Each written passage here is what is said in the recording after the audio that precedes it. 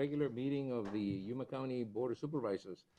We're also sitting as all special taxing districts. This is the August the 3rd, 2020, 9 a.m. meeting. Board members can attend either in person or by telephone or remotely via electronic conferencing. This is the call to order. We'll have a pledge of allegiance. Will everybody please stand up, and Supervisor McLeod, would you lead us in the pledge of allegiance? Sure, Mr. Chairman. Oh, wait, we gotta do it again. No. Please join me. I pledge allegiance to the flag of the United States of America and to the republic for which it stands, one nation under God, indivisible, with liberty and justice for all. Thank you. Now, the next item in the agenda is call to the public. Call to the public is held for the public's benefit to allow individuals to address issues within the board's jurisdiction. Board members may not discuss items that are not specifically identified on the agenda. Therefore, pursuant to Arizona revised statutes, action taken as a result of public comment will be limited to directing staff to study the matter, responding to criticism, or scheduling the matter for further discussion and a decision at a future date.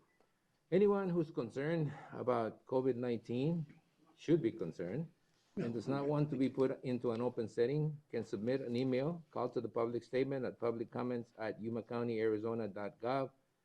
These email forms of public comment will be accepted until 8 a.m. the morning of the meeting. All public comments will be read aloud during the Yuma County Board of Supervisors meeting that starts at 9 a.m. Desiree, do we have any emails? No? Not today. That means that we can move on then to presentations, proclamations, and appointments. During this segment of the agenda, board members may discuss the presentations and proclamations and may announce appointments to the Yuma County Planning and Zoning Commission and the Yuma County Board of Adjustments. No legal actions will be taken. We don't have any appointments, do I? Board members, do we have any appointments? No? Then the first item in this section of the agenda is the presentation of the county line by Yuma 77, the Yuma County Government Channel. Let it roll. No? Are we okay? We don't have it? Okay, well then let's skip that, and I will move on to a proclamation. We will proclaim the month of August 2020 as Child Support Awareness Month. I will ask Supervisor Pancrasi to read the proclamation. Thank you, Mr. Chair. Proclaiming the month of August 2020 as Child Support Awareness Month. Whereas the County of Yuma joins the nation in recognizing August as Child Support Awareness Month and reaffirms its commitment to strengthening Arizona's families by providing child support services to improve the economic stability and well-being of children. And whereas a child who receives emotional and financial support is more likely to feel safe and secure, and is better equipped with the courage to be the very best in life.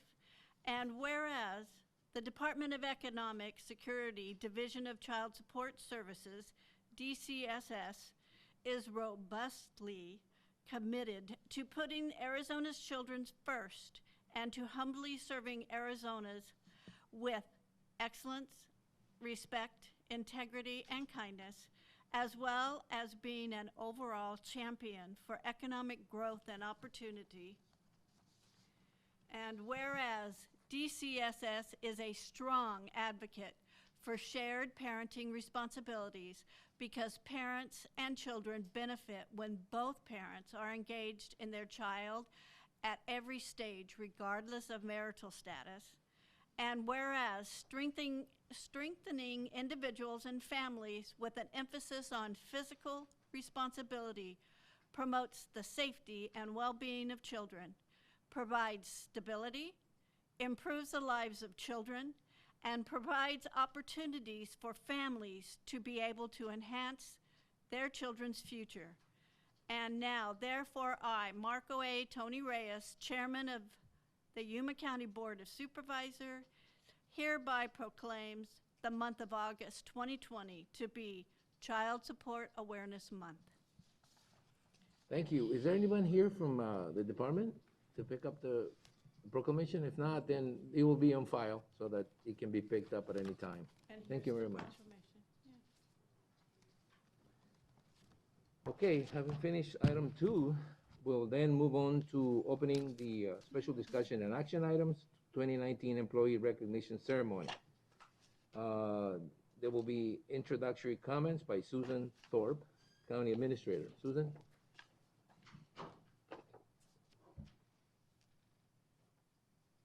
Good morning, Chairman, members of the board. I'm Susan Thorpe, your County Administrator. This is an exciting day for us. We get to recognize excellence in our employees who do day in and day out provide excellent customer service to Yuma County communities. On July 27th, we recognized 173 employees who reached years of service milestones with Yuma County. Those 173 employees provided a combined 2,425 years of service to the county. Today, we get to recognize the nominees and announce the winners for our Safety Excellence Annual Award, the Courts Employee of the Year Award, and the County Employee of the Year Award.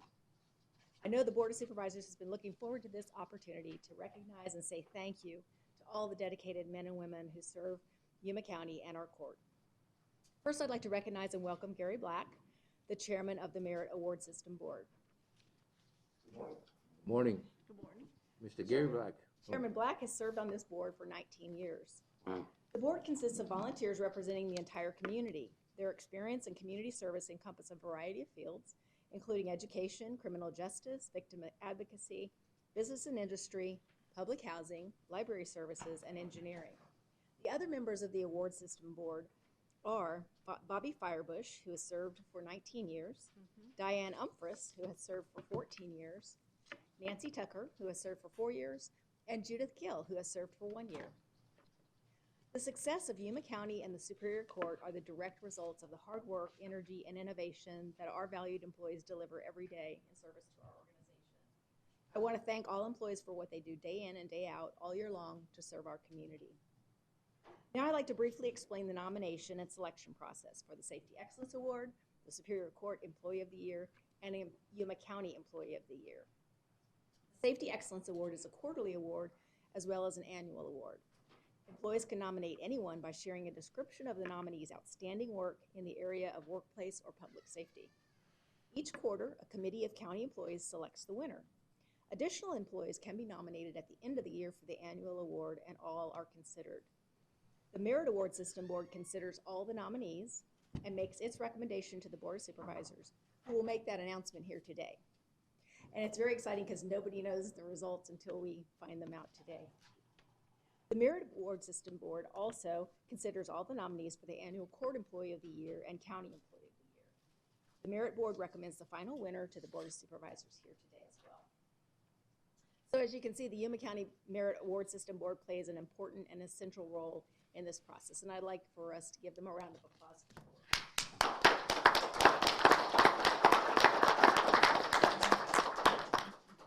So a little bit of logistics today. We do have 12 nominees for the Safety Excellence Award. We'll go through their ceremony today. At this time, then we'll be able to provide them with their nominee awards as well as the winner's award. Then we'll offer a little bit of time for them to exit the boardroom and bring in the Court Employee of the Year. And then we'll do the same with the County Employee of the Year. So it's a little bit about logistics. So I'd like to have the Safety Award nominees go to this table, and Erica Lopez will provide you with your nominee gift. The nominees are Adolfo Lopez, Public Works. Adolfo Lopez. Hola. Stand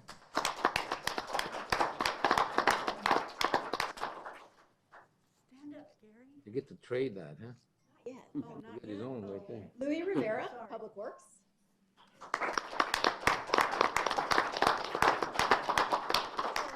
They leaving? No, I thought he was leaving. No, Thank know what I'm saying? I look at, Serinda Williams, Public Fiduciary. I don't believe she's here today, but. Barbara Diaz, Health District. She's unable to be here today, but we can give her. Lynn Harlow Smith with the Health District.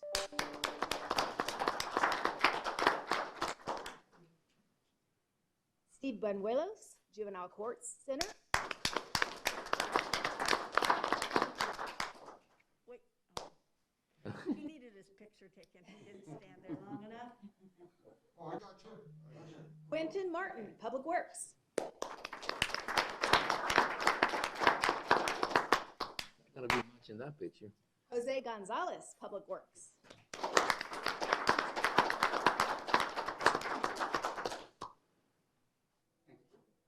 Mag Valenzuela, Public Works.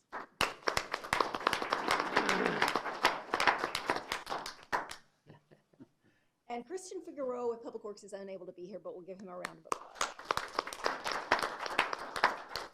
James Franco, Juvenile Justice. And Danielle Paz, Library District.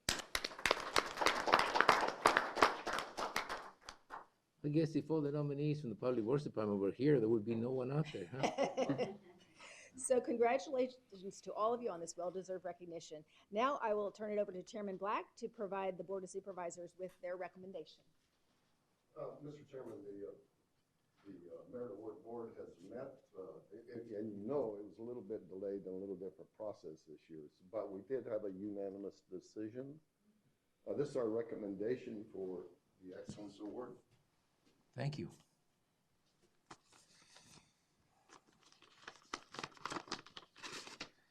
We'll come back right after this commercial. Okay, the 2019 Annual Safety Excellence Award winner is, the drum roll. There we go. Okay. We have James. to vote on it. Oh, wait a minute. Oh, I almost announced that. Okay. I think you need to hand it around.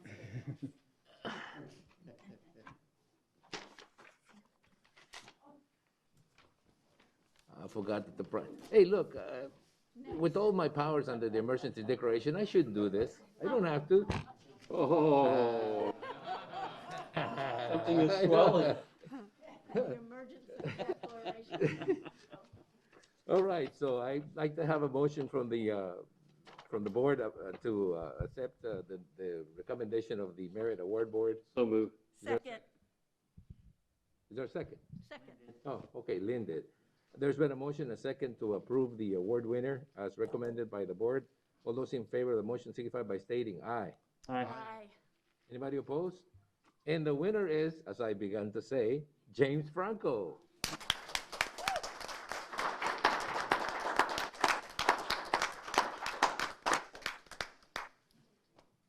Well, I think it's, you know. Congratulations.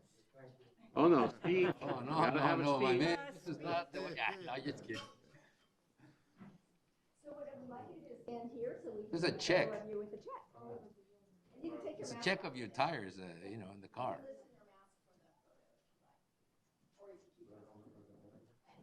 A bandit? Yeah,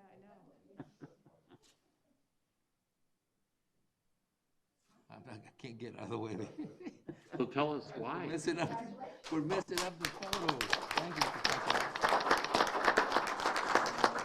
you. We want to know, what did he do? Yeah, well, he has handcuffs on, so you be quiet. Can you remind us what you did, James? Okay. Basically, at the juvenile detention center, a lot of the young ladies, and the boys too, have to take care of younger siblings, and they have no really good idea how to do so. We've heard stories where they'll just lock the younger one in a room with like Cheerios or something and leave them alone. So as a CPR instructor, I also got certified to do the babysitting.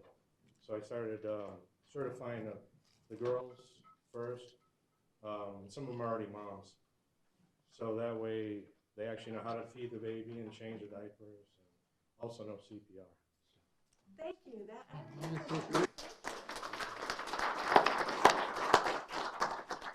All right. Susan? All right, at this time, we'll ask the Safety Excellence Award members or nominees to exit the board auditorium, and we'll bring in the Court Employee of the Year nominees. Thank you all. All right. James?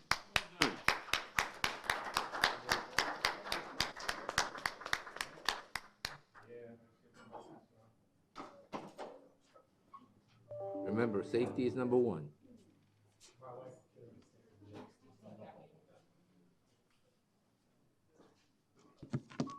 Welcome, everyone. Where is everyone? Three The nominees. three? One, two, three. When are you due? September. How Next cute. month. Not much. Oh, we have time. Yeah, we have plenty of time. We're not gonna hurry this one. Oh, okay, all right, they're coming in. Well, Public Works is gonna remain outside for a little while, relaxing.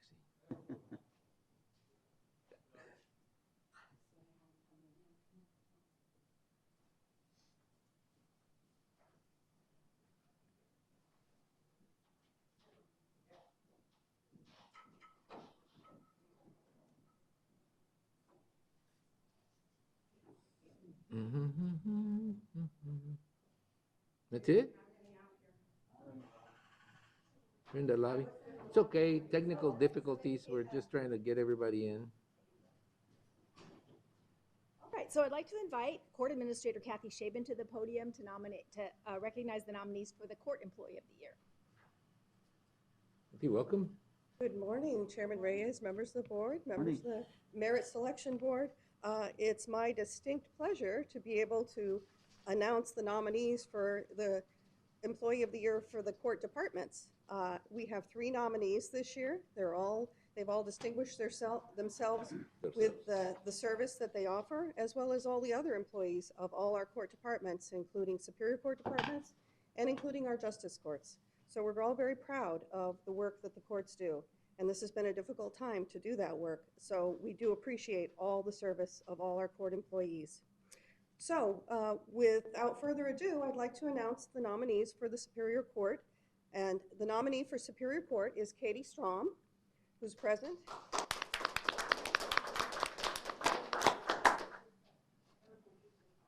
Jamie Velasquez is a nominee for Adult Probation Department. I believe Jamie wasn't available to come today, but thank you, Jamie, for your service. And Amy Fisher is a nominee for the Juvenile Justice Center. And I don't believe that Amy was available either, but we'd like to thank her for her service as well. Oh, there she comes. Somebody. No? No. Oh, oh. Well, everybody with the mask, we don't know. The Merit Board did meet on this one again. It was also unanimous. So, here's All our right. recommendation. All right. I'm not gonna read it. I'm not gonna read it. I wanna look at it first, and then I'm gonna pass it on.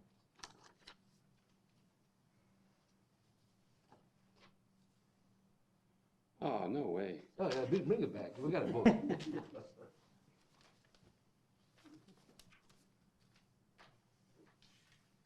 If that changes between you and Simmons. Mr.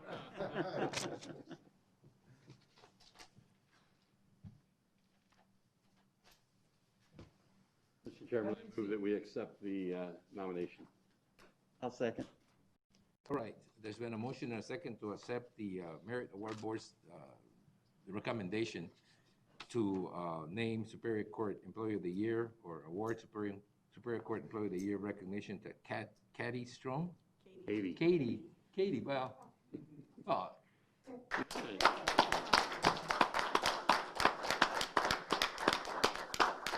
Did she know already? I didn't know. Somebody, yeah, I'm just good. Good timing. Excellent, Kathy, thank you.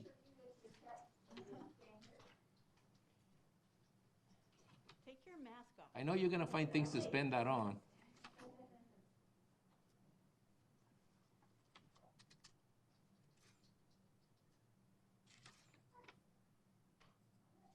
Thank you.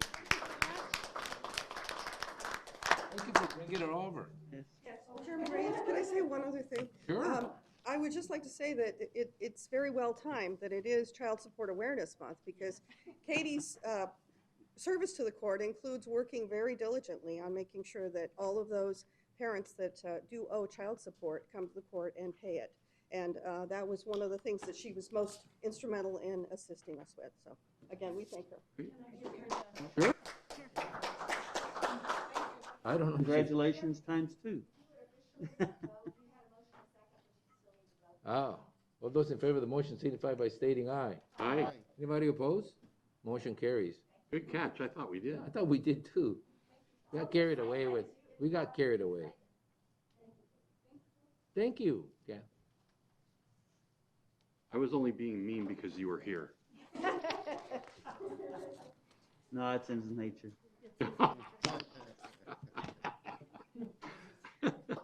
But his wife tells us all the time. Oh, You're yeah, always mean yeah. because they're there. All right, Susan, continue.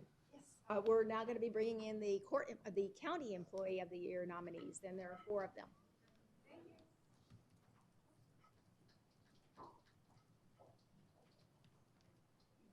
One, two, three, 4. Come in. Good morning, everyone. Good morning.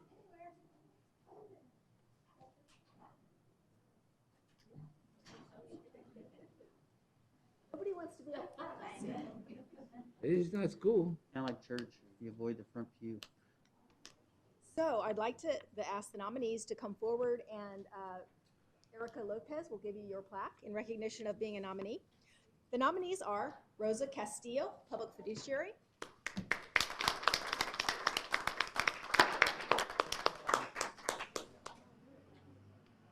Suzanne Cooper, Health District,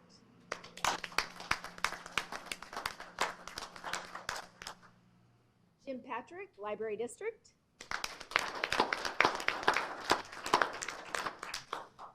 Leanne Stansbury, Finance,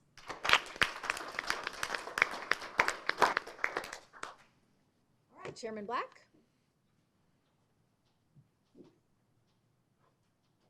Well, things I would like to say before we do this is Erica's been just an excellent person to work with on this, and you ought to give her a round of applause.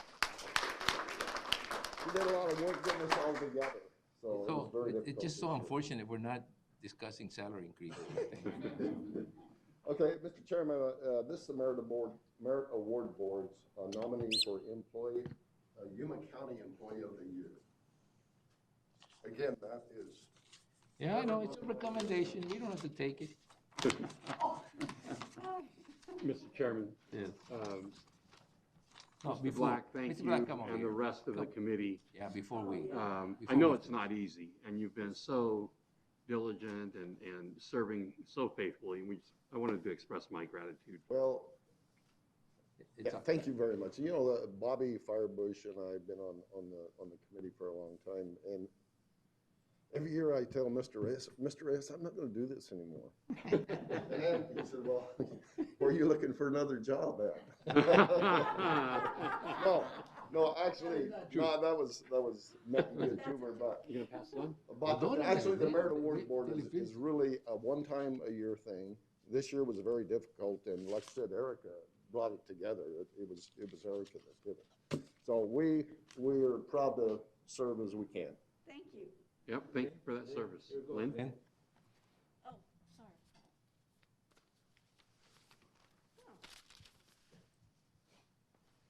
I will request a recount. Was this done in person or was it, by mail? This was done in person, okay. All right, Mr. Chairman, I move that we accept the recommendation of the Merit Award Board. Second. motion and second to accept the recommendation of the Merit Award Board. Before I called out the name. Wait. I'm gonna get to the vote part. I just wanted to say something. Every one of you, to me, is an Employee of the Year. Just the fact that you got this far during this process and that everybody around you likes you, that's something us politicians.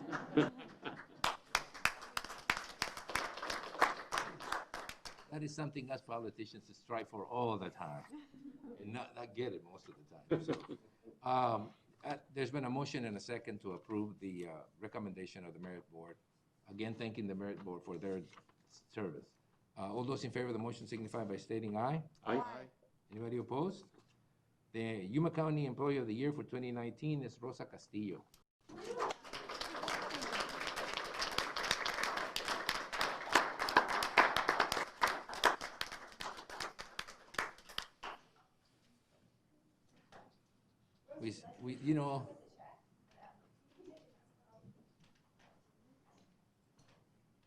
You know what she works at, right? So you guys better behave.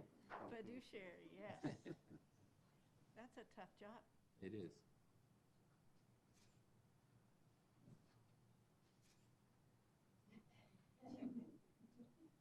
Rosa, you want to say something? No, thank you so much. I appreciate it. Thank you. Well, Oh, all right. no, 5 minutes.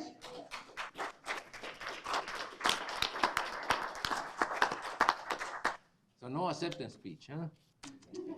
All right, well, thank you very much, and thank everybody that participated and everybody that Thank you all. making it, Yes. making it happen. It's a very odd time, odd way of doing it, but it's the best way.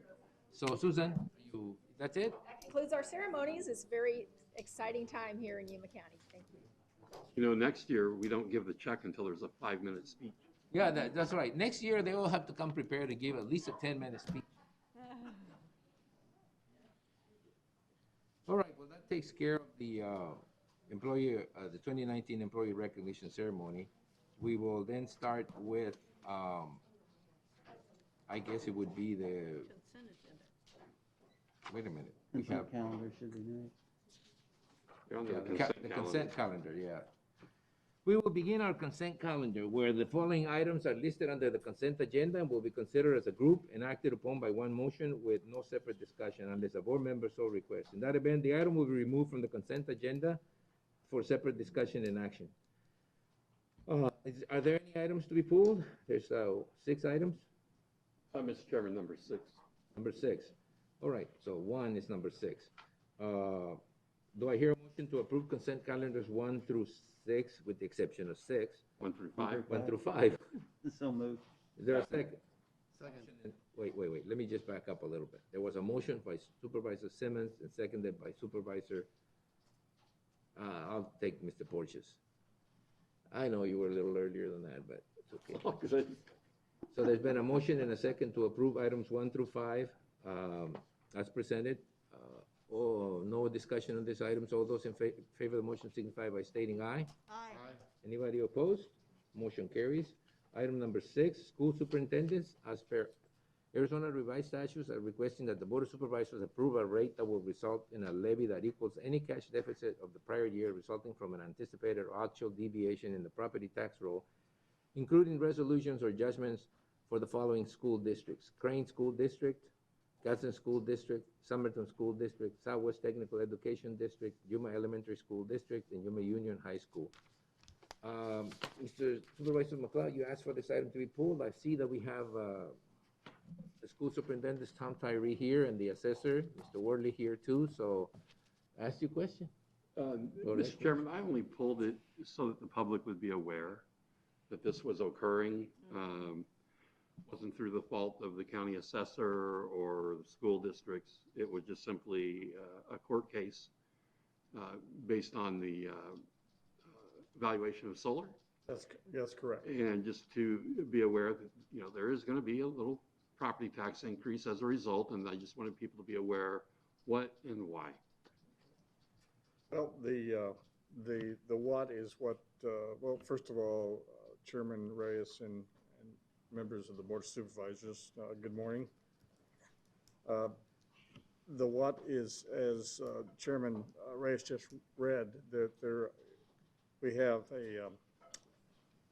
there's a request to raise or approve a rate that would result in a levy to equal a tax deficit that has occurred as a result of an agreement that the school districts that were named by Mr. Reyes once again. The school districts in Yuma, the ones that are named in Yuma County here, entered into an agreement with solar companies. And the agreement was that the solar companies would build structures that would provide or generate power and also would provide some shaded covering for parked cars.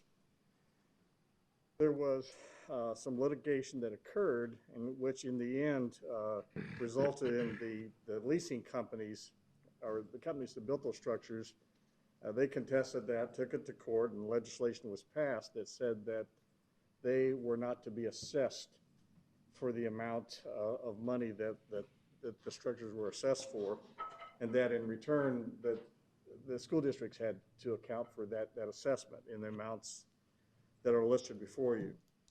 So as a result, that created cash deficit for those school districts. And what we are asking is that per the Arizona Revised Statutes, that that the levy on the tax rolls for those school districts, that be increased for an amount to make up for the difference that they're having to pay in that assessment. I have Ms. Kellen Marquez with me this morning, as well as Mr. Joe Worley, to answer any technical questions you might have regarding the tax rate. I think the one thing, this is similar to what we brought to you last month. I think probably the good news is that if there is any, whenever taxes are raised, is that these districts are much larger in size in terms of their, their area, their boundaries, and so the increase in the tax levy to the citizens that reside in those school districts is fairly minimal. So with that, do you have any questions that I can answer for you, or that Mr. Worley or Ms. Marquez can? I have a question. Is the assessment, does it have to be paid all in 1 year? I think it says that,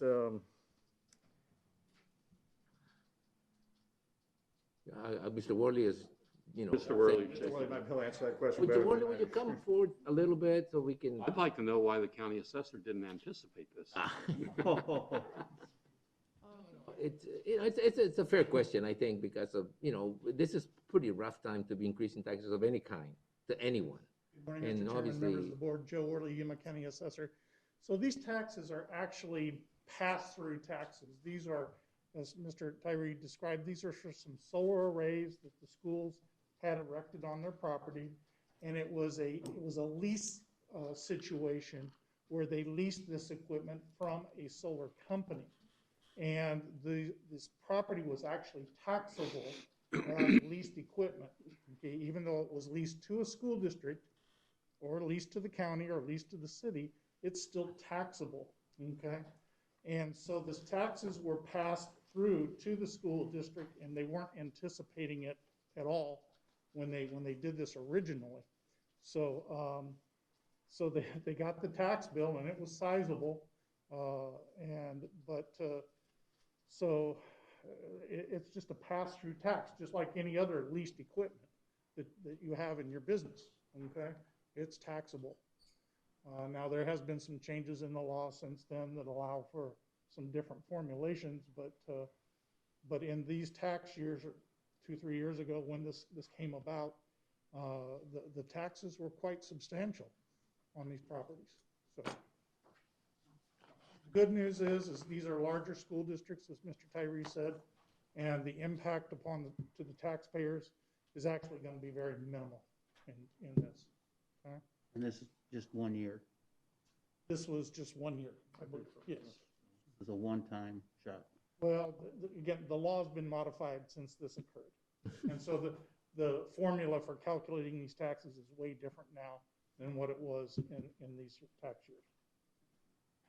Which means that the next time it won't be that high, or it would be higher? Yeah. In the future years, the taxes are actually very minimal on this equipment because of the tax formula. And that was passed by the state legislature? That was actually passed by the state legislature last year. Remember, we got involved with all the other refunds that were due to that legislation.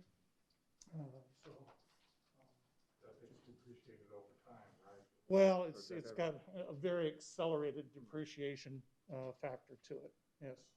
Okay. I have Go ahead, Supervisor Boyce. so this money goes back to the solar companies? Well, it'll actually pass back through to the schools as it gets paid. The schools are gonna pay it because it's their tax bill, but it's their taxes that they're paying. Does that make sense? Yeah. Not really. Okay. They're paying a tax. They're paying their own taxes essentially. It's gonna come out of one pocket and it's gonna go right back into another, is what's gonna happen. Oh, maybe, because I think it's gonna come out of the taxpayer's pocket, and it will never go back to Well, their pocket. I yes. mean, the school may get As it. the school does it, yes. Actually goes to the state, right? No, it's the tax It's bill. It added gets to. spread between all the different taxing authorities. So Say, the county will Yuma get County. some, Yeah, right. you know, city will get some, the schools get some, yeah. And the solar It's company. like almost any tax No. we The solar collect. companies get nothing. This is a pass-through. This is, it's a tax bill that they were sent, Yes. okay? They will pay the taxes will come back into the treasury Yes, of and all they'll of wash all the it, different yes. taxing authorities, Okay. okay? Aren't you? Aren't you surprised? Don't even try. I know. That's Mr. what I Chairman, I move we approve consent calendar number 6 as presented. Well, let the I record just wanted the reflect. public to be aware that this was Let the record occurring. reflect the Supervisor McLeod made the motion. Who's second the motion? Come on, Supervisor, second it. don't leave him alone out there twisting in the wind. Thank you, Supervisor There's Porteous. there's been a motion and a second to approve the item number 6 as presented. Any discussion on the item? Just because I moved to approve it doesn't mean I like it. I want to leave it at that, but the record will reflect that he made the motion, Supervisor Simmons seconded the motion. Oh, I have one, Signify by stating aye. aye. Anybody opposed? You know, if you Ran the see my legislature. face without the mask, you would have known, you know. All right, guys, thank you very much. Motion passed.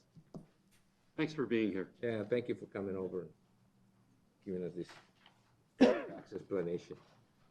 Coming out of one bucket, going Yeah. into the other explanation, didn't really convince me of much. So we're done with the consent items, and we're moving on to discussion and action items. The board will open each of the following items separately for discussion and action as appropriate. County administration discussion and possible action regarding the following legislative items. A report to the Board of Supervisors regarding proposed bills in the Arizona State Legislature with impact to Yuma County, and an update regarding strategies to federal legislative priorities. Handouts will be distributed morning. Huh? Are the handouts here? I didn't see them. All right, no? Okay, Paul. Good morning, Mr. Chairman. Paul Melcher, Director of Economic Development and Intergovernmental Affairs. Mr. Chairman, there aren't any handouts today because at this moment, last week I had Go ahead. made a presentation and provided the board some background on the expected stimulus bill coming forward, and that was the HEALS Act. You've seen the summary that we've provided in terms of up for the daily updates. So, Mr. Chairman, my update today is simply that in anticipation of the August recess, Senate is still expected to take action on the HEALS Act to run it through to get it to a floor vote. The other complicating factor is that the House of Representatives will likely be on recess already by the time the bill makes it out of the Senate. So there are discussions this week, and might be an anticipation that the Senate won't adjourn until after they make sure that they've taken action on the bill. So to this point, that's what's expected this week, is just continued discussion and negotiation between the House and Senate to see if there's a Senate bill that could be originated that the House would also vote on and approve that could be sent to the President. Mr. Chairman, that's my update for the legislative portion. I'd be happy to answer any And you're questions. gonna stick to it, huh? That's your update, and you're gonna stick to it. Yes, sir. All right. Okay, any questions? I think in some ways we're happy nothing happens, and in other ways we're really disappointed and nothing happens yet. But we just had a meeting last week, so it really is a very short period of time between meetings. Thank you very much, Paul. Thank you for Thanks for the work that you do, Paul. Yeah. You do a great job.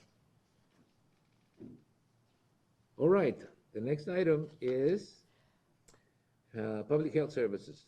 Discussion and possible action regarding COVID-19 updates and activities. I thought you were gonna be wearing a pink face mask. No? Good morning. Should have gotten Diana one. Gomez, Director of Public Health. Nice to see you all You this did morning. not stay outside. I You do have a little bit of pink. You came in early and then you left, you came back in. You were not standing outside all that time, were you? Good. Okay. So to date, we have 11,148 cases. Unfortunately, we've had 263 deaths. The one positive thing that we're seeing is we're seeing less people hospitalized. And as you know, the majority of people develop mild to moderate symptoms. So when we see that rate, a couple of weeks ago, we were seeing really high rates of hospitalization and ICU use. As of yesterday, there was 58 people hospitalized and 23 of those were in ICU. So that is the one encouraging metric. Our positivity rate is still high, which means we need to continue to follow, the non-pharmaceutical mitigation methods that are available to us, which is the mask wearing, the social distancing, the increase in hand washing, because that's the one thing that we can all do to protect ourselves and our loved ones. So, the update right now is that we seem to be headed at least, moving slowly, but we're moving in the right direction. The Arizona Department of Health Services, as you know, will be releasing guidance on Friday for the reopening of schools, so we're all waiting on that. School districts have been very proactive in reaching out. They've been taking as many measures as they can proactively, trying to identify the best, strategies they can deploy to keep their staff and the students, obviously, that depend on that instruction safe. So we're just going to wait and see for Friday and see how we can, forward support those efforts to make sure that they can make the appropriate decisions. I have a couple of questions that have to do with the numbers. First of all, why are the death numbers from the hospital different than the ones we put out? I don't know how they report their deaths that occur there, I guess, is the appropriate answer for that. We verify ours through vital record data, and residency is involved in that as well. So I'm not sure, I don't want to speak for the hospital, but those numbers are going to vary.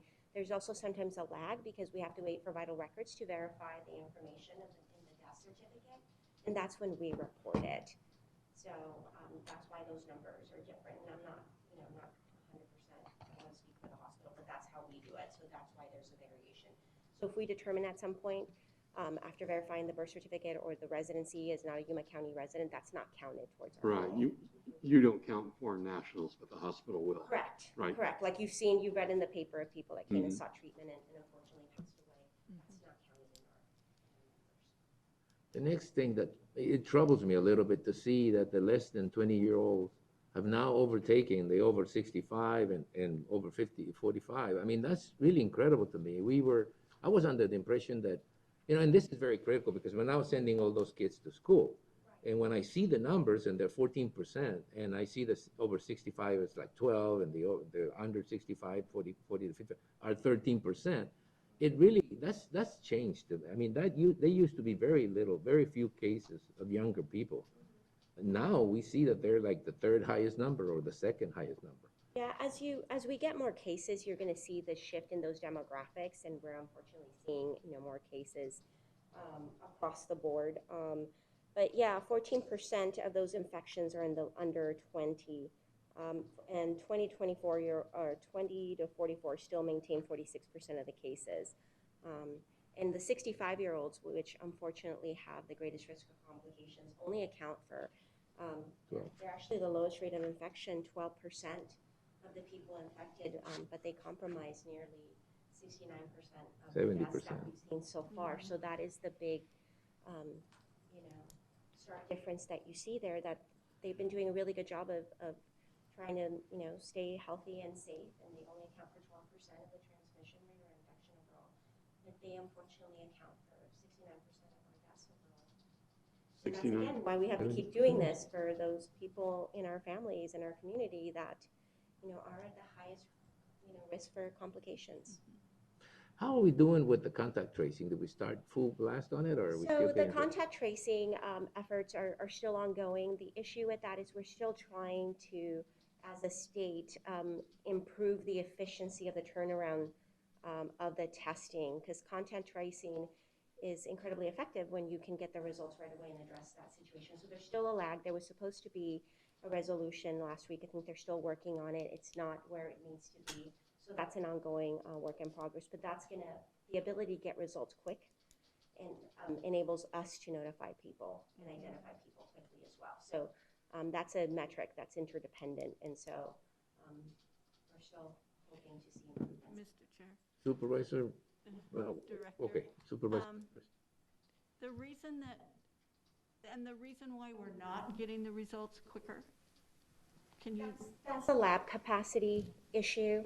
So you probably heard cited repeatedly, SonarQuest being one of the major labs that is undergoing that process of trying to ramp up their response time.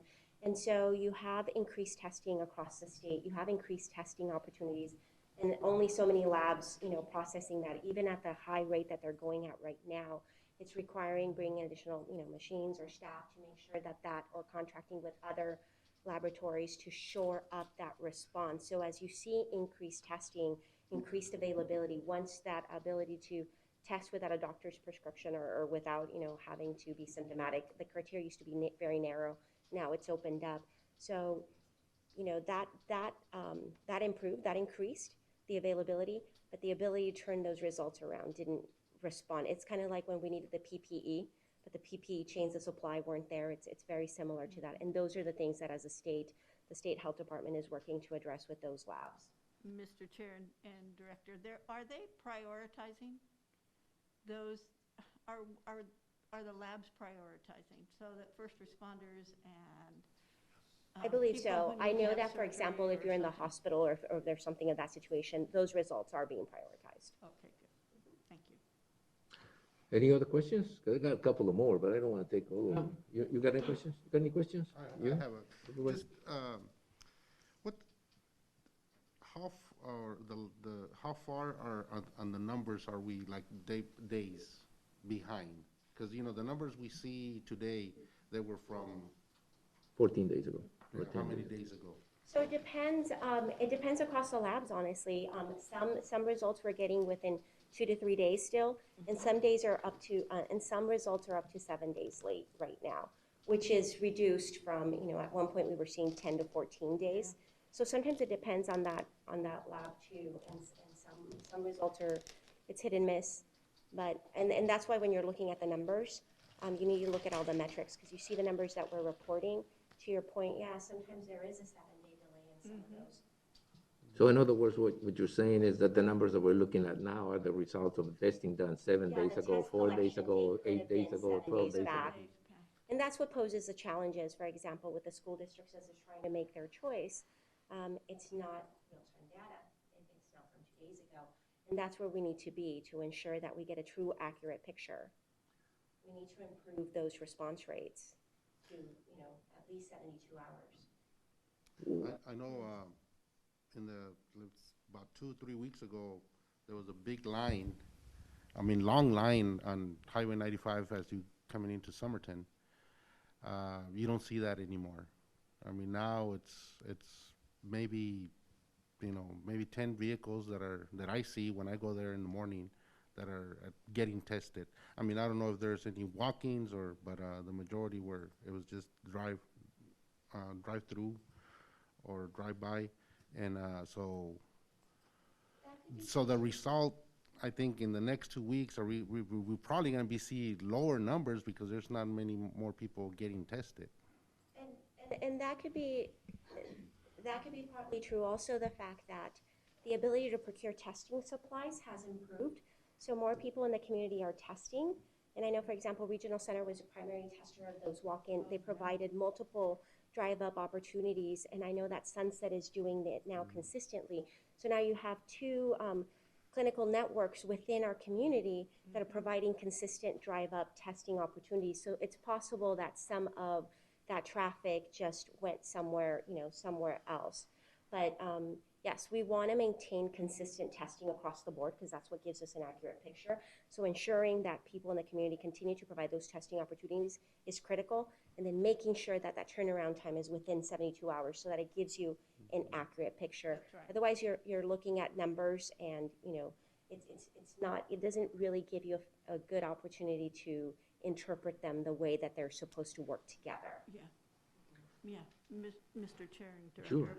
It's been a while back, but I had a constituent call, and he was concerned because his employee was out for almost 4 weeks. By the time he had to be quarantined from the time he was exposed. The test didn't come back, it didn't come back, it didn't come, so, Right. those, It's being improved. that is being improved. Yeah, and that's why we keep telling people also to look at the symptoms, because you can go by the symptoms as well. And if you think, you might have been exposed, be cautious. and take those precautions. It's always important to err on the side of caution. Right. I want to ask about the possibility or the ability that the county at some particular point in time in the near future would be able to have a mobile testing unit that you can take out to the fields and you can test people and the results would be, rapid testing is what I'm getting at. If we had a mobile unit that with rapid testing abilities, we may be able to go down to the fields where these essential workers are that are not really allowed by their contractor to come over and get tested. They're going to work in the fields at 6 in the morning. They're leaving at 6 or 7 at night. They go back to Mexico.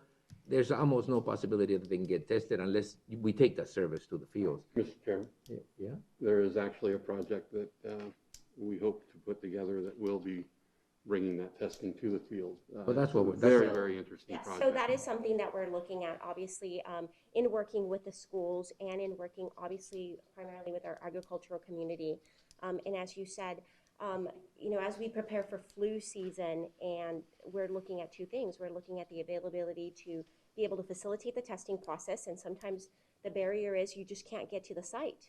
And right now, you have those drive-up testing opportunities, but if you do not have a vehicle, that is not an option for you. And that provides a high degree of flexibility for a lot of people. But if you don't have a vehicle, also early morning or evening testing opportunities are limited. And so we need to be more flexible. And so those are strategies that we're looking at as well, because we want people to get tested. We want people to have answers. But if you have a barrier, if you don't have transportation, if you don't have childcare, if you work a 12-hour shift, sometimes we need to take it to you. Well, this is why I was bringing it up before. I know farm workers are a difficult group of people to get tested, but also the school districts, as they open up. I mean, the NBA teams and the Major League Baseball teams and everybody, they have the rapid testing abilities to test a person, and then 30 minutes later they get the results, or for 24 hours. We need to get to a point where we have that capacity with the school districts, because if somebody turns out positive in the school district, in the kitchen, for example, and you can't, and you don't even know because you're not doing testing, because they're all voluntary testing now, but we should have a mandatory testing system in the school districts that rotates, and goes back maybe a week, and then you rotate and go back to be able to keep track of that. Because if we have a major contagion issue or hotspot with one of the school districts, it may cause the whole system to stop.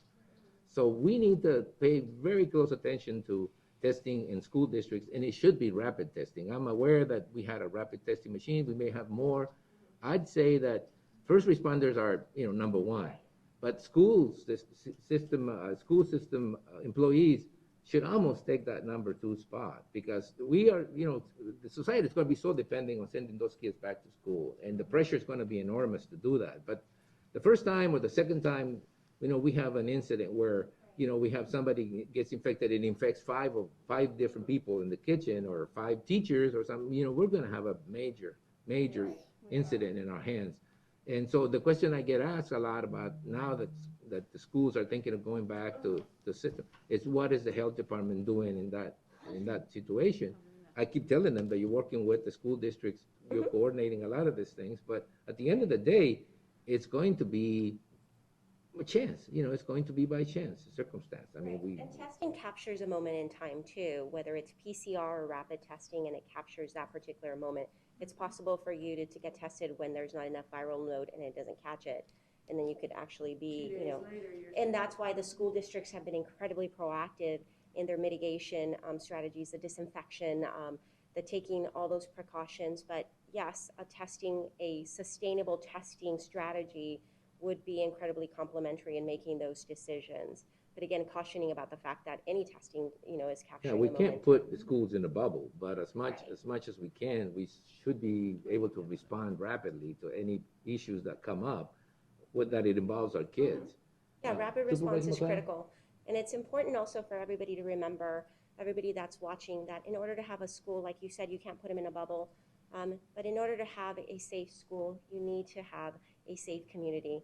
And mitigating the risk and the spread and slowing that down in the community actually provides a safer school environment, because, like you said, they are not in a bubble. Wear your mask and stay home. Just a comment, Yes. Mr. Chairman.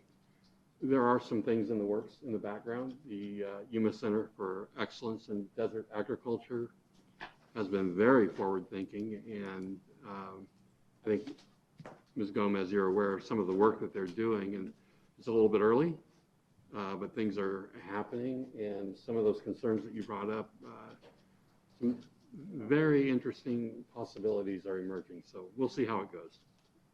All right, any more questions? And again, I'd like to emphasize the fact that we all think you're doing a great job. Thank you. And Team. We do. you The keep staff. doing it. Keep doing it, because the pressure is going to be on us to put pressure on you, and I don't think we do that.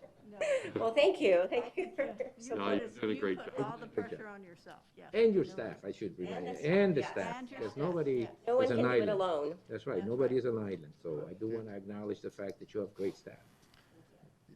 So far. Mr. Chair, you know, I just want to make a comment that when you compare the private sector, which is like Major League, any major sport, they got the money, they pay, they got their doctors, they got their own labs. So we cannot compare schools or the public sector to someone that's a business that that have their own money to pay those things. Well, I do I understand. do agree.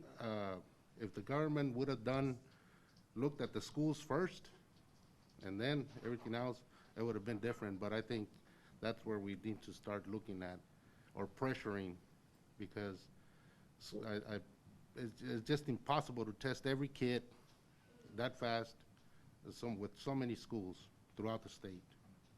I tend to agree, but I also think that they send us some extra money. It's not like we don't have the funds to put together a program. It's just that we don't know what program to put the money into that will accomplish that. But I'll be more than glad and willing to put $1 million up to protect the school districts if that's what was required, to protect the school districts, to create bring enough rapid testing machines, put them out there, mobilize them. I would be glad to buy a machine, a rapid testing machine, and put it in every school if that was the plan. But there really isn't any national or state plan or even county plan that addresses the issue of how do you detect when there's the possibility of an infection. So when we're talking about where to invest the money that we got, I think those are the kind of programs that we like to, see the cost and see the possibility of doing something major, not just piecemeal or, just putting a Band-Aid on the problem, but actually doing something. Because I think we're going to be living with this problem from now on. This is COVID-19. There will be a COVID-21 and a COVID-22 or something somewhere in the future. And I think that we need to start preparing for the next one while we're living on this one. So that, to me, the issue of money and having the ability to pay for this, it truly is a problem, but it isn't the major problem. The major problem to me is that we don't have, even if we wanted to, we don't have a program to invest on. I mean, Yeah, we do. We'll talk about it. all right, we'll talk Happy about to hear it. you say that. Okay, all right. So thank you. Any other questions? No more questions. Thank you. I have one more comment. Okay. Everybody in the country and is trying to get the same equipment that we want, and so the availability of that equipment is hard to get right now. Any other response, from the very beginning, we learn more as we go along. Yeah. And as the channels open up, the availability of certain materials, opens up. And so we're just going to have to be consistent in our efforts, and an equitable across the board approach across the entire county will go a long way. Well, thank you. Thank you you. very much. Thanks. The next item in the agenda is County Administration, Public Health Service. Yeah, we did that. County Administration discussion and possible action regarding Arizona CARES funding and possible hazard pay for public health and public safety employees due to COVID-19. I see the sheriff come in. Everybody give him space. Not wearing a mask. Everybody give him space. So, Susan, open it up. Yes, Mr. Chairman, members of the board, this item is placed on the agenda. There's a companion item, I guess you might want to even pull them up together, open them Yeah, that's together right. to have a conversation about, because it's really one alternative, the other, or nothing. So I would suggest that the board consider either item discussion item number 3 or number 4, or decide not to adopt either one of them. All right. Okay, then I'm gonna open item 4, which is the Sheriff's Office, approve and authorize only during the declaration of emergency proclamation dated May 11, 2020, to pay critical employees and frontline workers specifically, detention officers and deputies to the rank of sergeant, hazard pay in the amount not to exceed $2.50 an hour for normal work hours, or a stipend of $200 per pay period. The pay increase will remain in effect until the declaration of emergency is lifted. All right. Do you want to enter and explain that before the sheriff gets a chance to argue for it? Yes. So, the item that's proposed by county administration is just for consideration. I'm not recommending or just providing an option for the board to consider that is more limited in scope and has a definite end date, because the proposal by the sheriff is to provide hazard pay for employees up to the level of sergeant, $2.50 an hour, until the governor's declaration of emergency is lifted, and we have no idea when that might be. So the alternative item number 3 is to offer $2 per hour for public health and public safety employees as designated by each agency head, $2 per hour for regular hours worked for a limited period of time, starting potentially retroactive to the first pay period in May, which is about when Yuma County started seeing a more significant presence of COVID-19, and going through the second pay period in September at the maximum, which would be 10 maximum pay periods. You could do anything less than that, but I would recommend just having a limited period such as that. And then anything in the future you considered, you would take a formal action to consider future payments. And there are a number of pros and cons to either presentation or either proposal. All right, so Sheriff, what's your take on it? Mr. Chair, members of the board, Leon Wilmot, Sheriff, Yuma County. Obviously, we've been trying to look at this situation and the hazard pay since March, mid-March, in regards to the COVID situation and the hazard pay. We talked about it briefly during the budget presentation, which some of the board members were for looking into this situation. We've been in discussion with the county administrator a number of times in regards to pushing forward this issue to get it funded for hazard pay for the officers. When we put in the request for this, we were roughly at 70 officers that had been impacted, and now we're well over 100 for my agency alone that have been impacted by this COVID. Fortunately for us, none of those officers have had to go to the hospital. They just stayed home. Unfortunately, these folks are also married, have kids, and they've exposed their families to this as a result. So there's been a cost encumbrance to each and every one of those officers, because not only have they had to self-isolate, they've had to pay for some sort of residency for the rest of their family to go to, because they can't stay in that situation. Unfortunately, too, we have had some family members of our officers that have ended up in the hospital because they've been impacted by this. And unfortunately, 3 that I'm aware of have passed away. So this is something that we need to look at for our employees. Yuma County has always prided itself on the fact that they support their employees. They are the best ones that are out there doing the job. They're out there, as far as law enforcement, exposing themselves each and every day to hazards. This one is just another one that's been added to the list. Unfortunately, it takes them off of the street or out of the jail environment to be able to perform our function with public safety. Now, I realize there are probably others in the county that are deserving as well. I cannot speak for those entities. That's for them to speak to the county administrator and the board in regards to. But I can represent my employees. And I think this is something that we need to seriously look at from the county. There is funding available. We already know that there's $2.5 million that was not looked at initially because they felt during the budget process that we were going to be short fiscally. Well, those numbers we're 2.5 million above what was the anticipated revenue for the county. And now we have the CARES Act funding, which is based on public safety in each county. And that's why the governor sent that money to each county for public safety use. So in our mind, the best way to take care of our troops and help them fiscally to handle this situation is to look at a hazard pay situation. Now, I submitted my proposal. I've talked with the county administrator in regards to hers, and I'm in agreement. Combine the three, and let's make a decision on how best to support our personnel. And as far as the emergency declaration goes, whether it's the governor's or whether it's the county that stops the declaration, that is fine. But I think it's important that we take care of those personnel that are out there on the front lines. They do not have the ability to work at home for 2 weeks and then come in for a week, self-isolated because there's hardly anybody in the office. We don't have that option. We have to be with them 24/7 in the jail environment, and they have to be with them in the cars for up to maybe an hour. So this is something that public safety needs to address. I can't explain why other counties aren't looking at this for their personnel. Maybe they don't value their employees as much as we do. But as a sheriff, I truly value our professionals that are out there, and I feel it's important that this board address that to show the troops that you do support them, that this is something that Yuma County takes seriously. And I want to begin by telling everybody, we do take it seriously. Ever since that was brought up, we've been trying to figure out a way to get this thing done. There's always a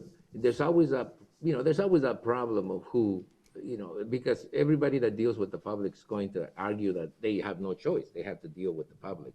So the only issue was, okay, one was actually getting the funding to do it, which I think it's basically there. And second, just making a decision about how long this program is going to last, because essentially this could go on for a year, the rest of the year. So we need to just make sure that we work out a program that it's fair to everybody as much as possible, that it's fair to everybody, and that it has an ending and a date that we can review it. It just can't be something that we set up and say, okay, well, we'll set it up so that it goes on indefinitely. We have to set some time frames, and they can't really be, as far as I'm concerned, tied into an emergency declaration, because the emergency declaration keeps changing. I mean, first it was a stay at home, which was, to me, an obvious situation where you guys can stay at home. I mean, that was the initial thrust of that declaration. It was a declaration requesting people to stay at home or work from home. The sheriff deputy can't work from home. I mean, they have to be out there. The correction officer can't work from home. He's got to be out there. So that, to me, it's an easy one. When everybody else is given the ability to stay at home, that's not necessarily what we can do. So therefore, there's a conundrum there that has to be addressed. And as far as I'm concerned, we're ready to do that. We just needed to bring it back to the board and listen to the different options that we were put in front of us, and let the rest of the board make a decision. Questions? I'm sorry, Sheriff, I don't support it. I don't think that you could look back over the time I've been on this board and say that there's anybody who hasn't more strongly supported the Sheriff's Department. I take umbrage at the notion that not supporting this would mean that I wouldn't support our law enforcement. I do. And I know you know that. I have employees, one of which deals with between 100 and 200 people a day.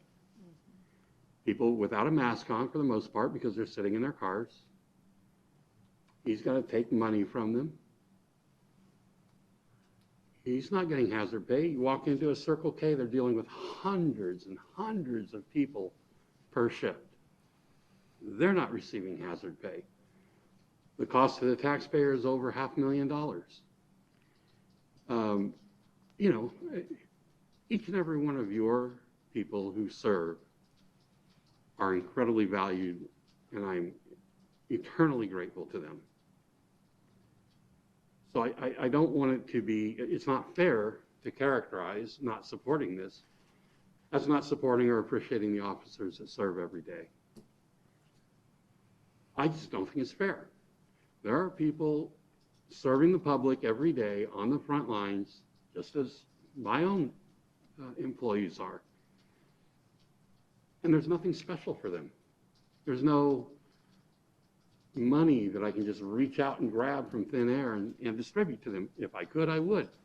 If somebody would give me CARES Act money and I could give them a bonus, I sure would. But it doesn't work that way. So if you're offering, I can think about it. Well, Mr. Chair, members of the board, Supervisor McLeod, I can't explain your business practice and how you take care of your employees on your personal entity. What I can say is that the CARES Act was given to the county, upwards of what, 7 million, as I recall, for public safety. And that money was based on law enforcement officers and detention officers out there doing their job. Now, when you talk about private businesses, it's a whole different ballgame. It's up to that entity and that individual. Starbucks was paying their employees $3 an hour in hazard pay. So it's up to the business owner, and it's a different mantra compared to county or state or city government when it comes to that. So, yes, the money was given to the county in regards to public safety, so it is there. Fact is, when we initially came to you through cost savings on open positions, we could have afforded it back last time we talked about this. So I'm representing the employees of the sheriff's office and trying to help them. I don't know about your business practice, so I can't go into that. All I can do is tell you that this is what my employees are going through, and they're the ones that are having to still come to work dedicated each and every day and forced into that environment.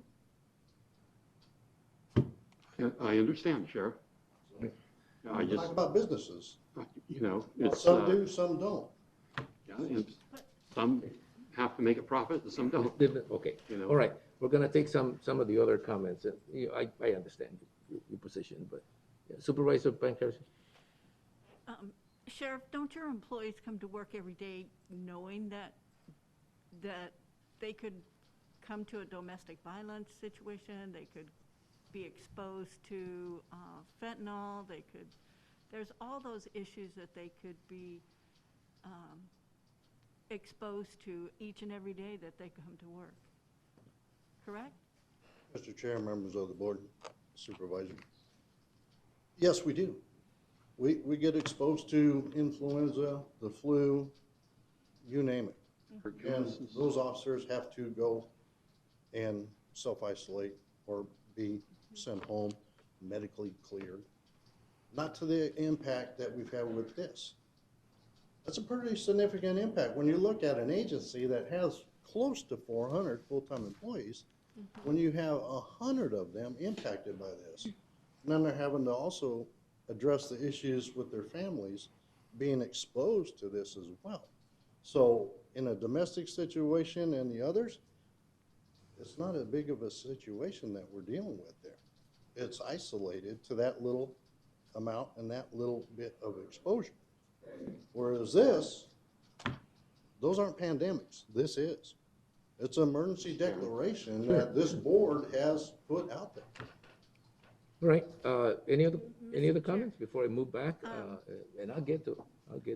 I have before me the employees' rights, which is from the federal government that they passed to make sure that employees who are impacted by COVID-19 themselves or their families are able to get sick leave over and above what their PTO is. And so the federal government realizes that employees that are going to be impacted, federal employees, state employees, county employees, city employees, are going to be impacted by COVID-19 and have provided health care for those folks that are impacted by it. Are any of your officers not being able to be paid when they are ill from COVID-19? Have any of them not been able to collect their pay? Mr. Chair, members of the board, Supervisor Pancrase, I would probably ask that the county administrator address that portion of it. I know that there are certain things that the county does take care of, and I'm also aware that law enforcement is kind of off on a different deal.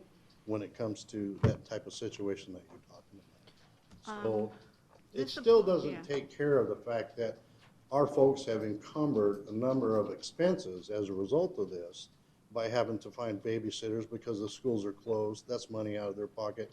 By finding a place for their parents, if they live with them, other alternate housing because they've been exposed, or addressed the other issues with family members. As you well know, you can buy extra medical insurance on the county's deal, but it's not gonna cover all those costs that are unanticipated when you got a single mom who has 2 or 3 kids working for the county. That's a pretty significant impact on them. But we still need them to also come to work because we house almost 500 inmates a day. And they're exposed to them each and every day as well. All right. Supervisor Borchers and then Supervisor Simmons, and I'll get back to you. I know that everybody wants to say something, so I got to give everybody time to participate. Supervisor Borchers. Yeah, Sheriff, you know, I wish we could do this. At least on my behalf, I wish I could, but I cannot support it. If I am gonna support it, it's for every employee in the county, not just the officers. I don't know if your officer went to a party on a weekend and got COVID, or his wife, or his son. So it's not something that, unless it's proven that they got it when they were in contact with someone by pulling in a vehicle, and they should be wearing their mask, because there's protocols when there's pandemics, and they started talking about the mask since the very beginning. And the only thing that I would support, it would be from March 19th to when the governor lifted the stay-at-home order. That's the only days that I would support a hazard pay, but that would be for every employee in the county. Now, as some of your employees, they pay for babysitting, many of other employees are doing the same thing. It's not only the department, and I fully support law enforcement. I always have, and you can look at my track record in Somerton. I was always for them, giving whatever amount of raise I could through the budget to keep them there and to just give, supporting. So if you think that by not giving them a hazard pay that I'm not supporting, that's not right. That's not true. I do support law enforcement, and I always will. But I will not support a hazard pay. Hold on a minute. But it's for every employee in the county. That's Well, we'll keep talking about it. Supervisor Simmons, I look at it a different way. I've been there. I know what they go through. You're wearing a mask, you go to domestic, you get your mask ripped off. It does no good. You're transporting people from the far east part of the county. You've got 3 or 4 people in your car. I've had 3 people in my truck. You don't have a choice in those matters. You get spit on by people that you're dealing with. You don't have a choice in that. Yeah, you have to face that. It's part of what the job entails.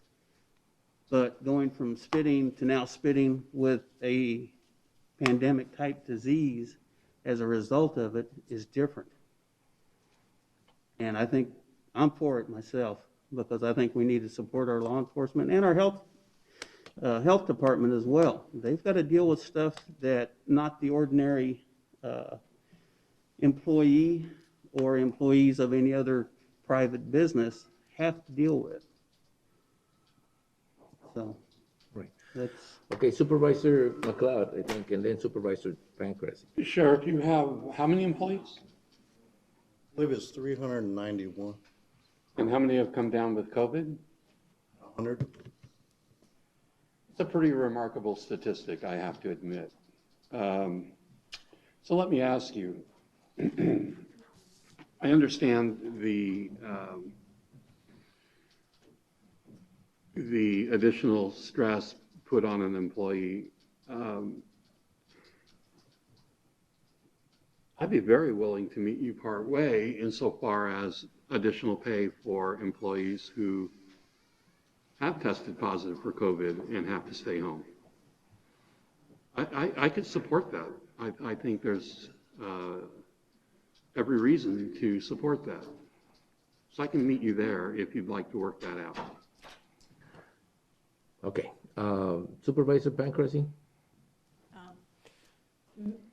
Mr. Chair and Sheriff, you know I have also supported public safety forever and ever, and I've served on public safety at the state legislature the whole 10 years that I was there, and I've always supported you. And I agree that scenario that Russell just mentioned is a real possibility if we can work something out for those.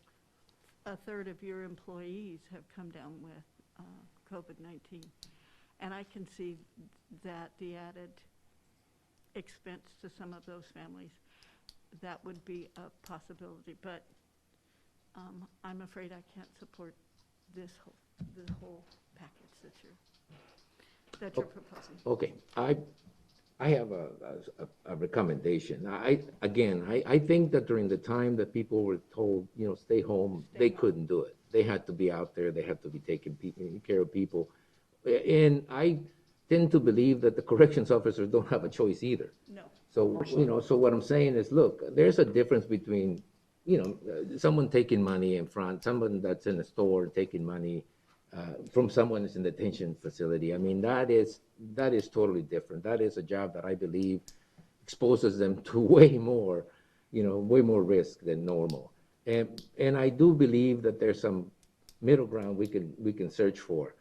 I am not sure. It's going to get really complicated if we separate the 100 people that already had had COVID, and then to determine what their cost is.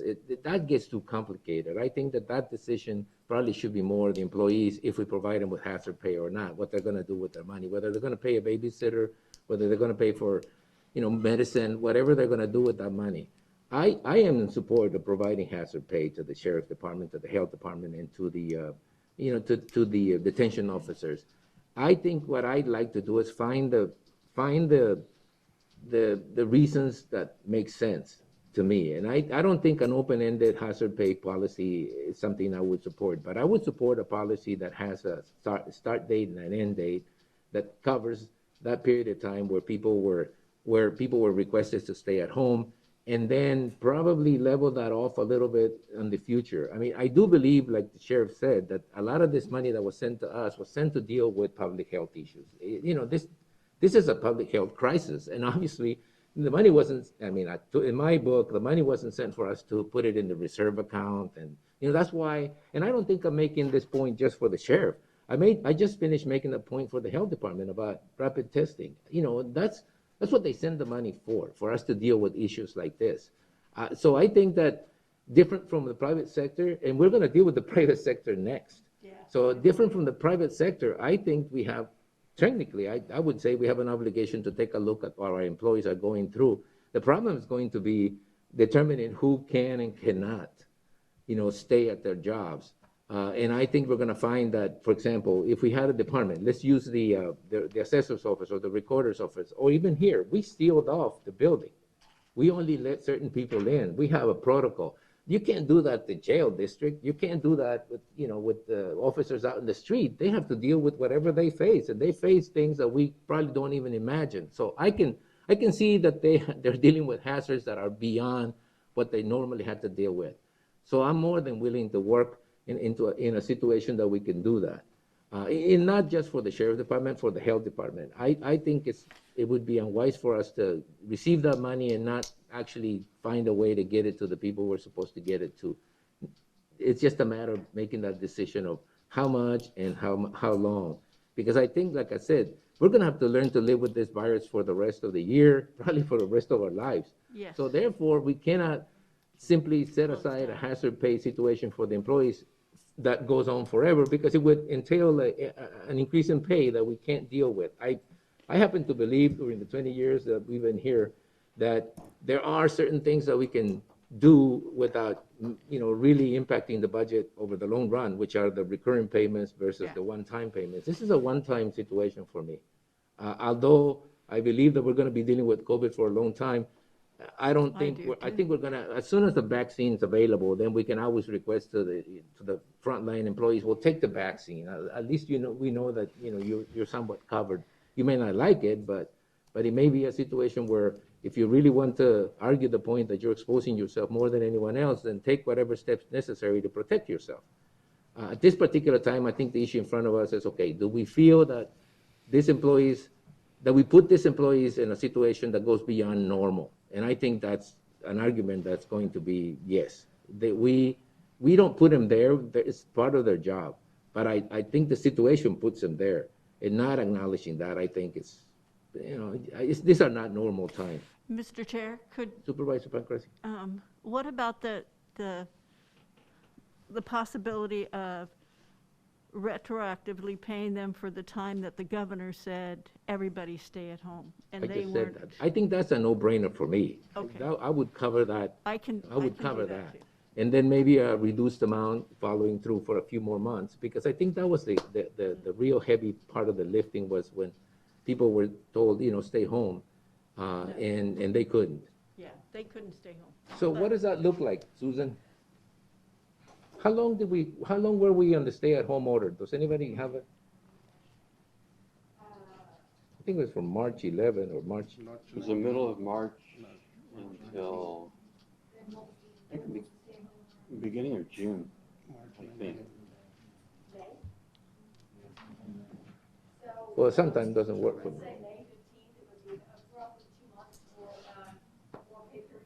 Can we, So if you look at the cost that's associated with this estimate, that would be $252,544 if it's 4 pay periods.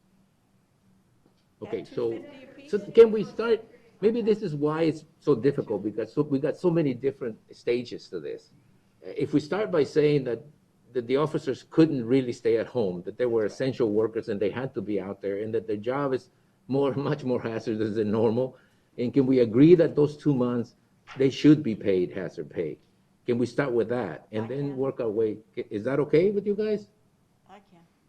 You can, I can. We don't need to take a vote on that right now, but I mean, if we start with that and then move on to, the arguments about whether they're at more danger than anyone else. I think that that's not even an argument. They are more dangerous than anyone else. That's what their job entails, danger most of the time. But this is a special time. This is something you can't see and you can't avoid. Or you can protect yourself a little bit, but you can't avoid it. And I do agree that Supervisor Porches is saying that, and I think that the health department director made a point of saying that, whenever someone's tested, it's that time. And that's the only time you don't have it. You can immediately go out and go to dinner at a restaurant and pick it up. I mean, it's just the way this thing is. So it's pretty difficult for me to discern or separate where people got it. I mean, they could have gotten it at home. Instead of taking it to their family, the family might have taken it to them. So it's just difficult for me to do that. But I think that the issue of hazard pay for the period of time that people requested to stay home, that is an easy one for me, and that would indicate to everybody, should indicate to everybody that when people were told to stay home, you had to go out and work. So therefore, you should be paid more. You took an additional amount of risk, not only the risk that comes with your job, but you had to go out there and you had to do your job when other people were given the opportunity not to do that. So I would begin with that. And if you want to find a way to compensate people who had a major problem because of COVID, then you get into issues of where they got it. Who did it impact in the family? Was it the grandfather? Was it the mother? Childcare? That gets too complicated. I think we need to just define if this is really beyond the normal scope of the work you guys do, which I think it is. And then, set a time frame for that payment to be made, and then move on to see whatever comes after that is something that we can discuss separately. I'd like to get that sort of set in the books. I think I'd like to begin with that, and let's see if we can move on to the next step. Mr. Chair, members of the board, I would just also ask you to take into account when you're looking at this is the fact that when I came here today, this county office is closed to the public. So if you're going to balance it on whether it's a governor's stay-at-home order or your stay-at-home order for this board for county employees, you look at that. Now, if the whole county was back to normal operations, I would probably have more of ability to agree with you in regards to your statement. But when the rest of the county employees are working from home, but we're not, and I thank you for That's right. recognizing the health department because they're out there with us side by side, investigating these cases that get called in. I Well, that's why I would said- probably be more in Yeah. agreement, but when you have the All rest of the right. county. Well, that's why I allowing them to said, work look, I from want to home, get, yeah. It's a Chair. whole different scenario. I know, and that's why I said, look, let's deal with the fact that there was a governor's order to stay at home. I don't think my order was everybody stay home, but again, the arguments about whether that hazard pay shall continue after those 2 months that were, those 2 months that everybody was requested to stay at home. I think we can deal with the pros and cons of continuing that. I just wanted to get something on the books that was positive and, got us into the same, and I think we can. I hope that the majority of the board can agree that there was no choice there, that was a mandate that, we need to address, both for the health department and for the sheriff's department. And I wanted to get that on the books. Then we can proceed to discuss whether, there's a group that works on opening up all county facilities. They will continue to work on that, and hopefully within the next few days, we'll get a report on what protocols will be set up to actually open to the public. Because I think we're kind of open to the public. You just have to go through a process to get to it. I do understand that you don't have that choice, that your employees have to get out there, they have to deal with the public, whether they like it or not, I don't know if you have protocols for people to get to see you. I mean, that's just a screening process. But I didn't want to get into a lot of those details initially. I just wanted to get the issue of hazard pay and whether it was justified to do that while we ask people to stay at home. And we can't ask you people to stay at home. And we cannot ask the health department to stay at home when we have a health crisis. And I wanted to get that on the books. And so that we can move on to the next part of the discussion, which is, what about the time after that? What about after May, whatever? Does that still apply? Mr. Chair, members of the board, I appreciate you looking at it from that angle. I really do, for the employees of the sheriff's office and the employees of the health department, which obviously isn't under my realm. But the whole idea was the fact that we've been trying to get this going for the past 4.5 months. Right. And that's why I asked it to be put on the agenda. And then the county administrator got a hold of me in regards to her proposal that she was going to present to the board as well. And I told her, I said, we can work with that. Right. That is fine. Okay. I wasn't going to fight that. It's just that I believe that this board needs to look at it seriously for the employees that are out there. And we are. And this is a very difficult situation because I'm sure that, all of us will feel the pressure of everybody that says they have to deal with the public no matter what. But at the end of the day, you do have a very specific, this is a health crisis, and you have a very specific part in containing and keeping a situation that could get much worse manageable, which you always do. But in this particular case, it's probably more than that. So I just did some research, and the stay-at-home order was put in place March 31st, and it ended May 15th. So it would be a month and a half that it would be covering. Can we deal with that right away, people on the board? So can I get a motion to go ahead and approve hazard pay as requested so far for the period that it was requested to stay at home for the sheriff department with? Up to $250? Yeah, up to $250 Or for the $2. people that have been identified as $250. front line. What, Sergeant? Okay. Susan, what was your recommendation? What was the rate per hour? $2. That's what $2. Yuma County did. That was the number that I was looking at. Okay. Go ahead, Russell. Well, Chairman, No? Sheriff, I came in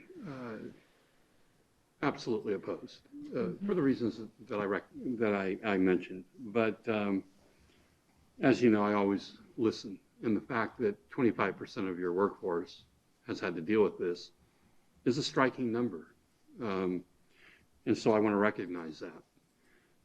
My motion, Mr. Chairman, would be that we provide the hazard pay as recommended by the county administrator for 4 pay periods, a little bit more than the stay-at-home order.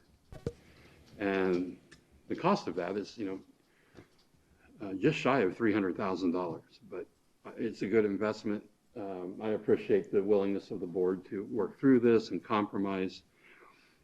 I know it's not everything that you're looking for, but it's quite a bit more than I thought that I would recommend. So that's my motion, Mr. Chairman, for 4 weeks. You mean for 4 pay periods? 4 pay periods. yeah, Mr. sorry, Chairman, if 4 I pay could chime in periods. before you start making motions, because you can, but this will have to be done through an emergency proclamation through the chair. So there would be the type of motion drafted in Susan's proposal. I'd ask that you use that kind of language. And then we'll help See you if I draft can the find that. proclamation and move forward consistent Okay. with the discussions today.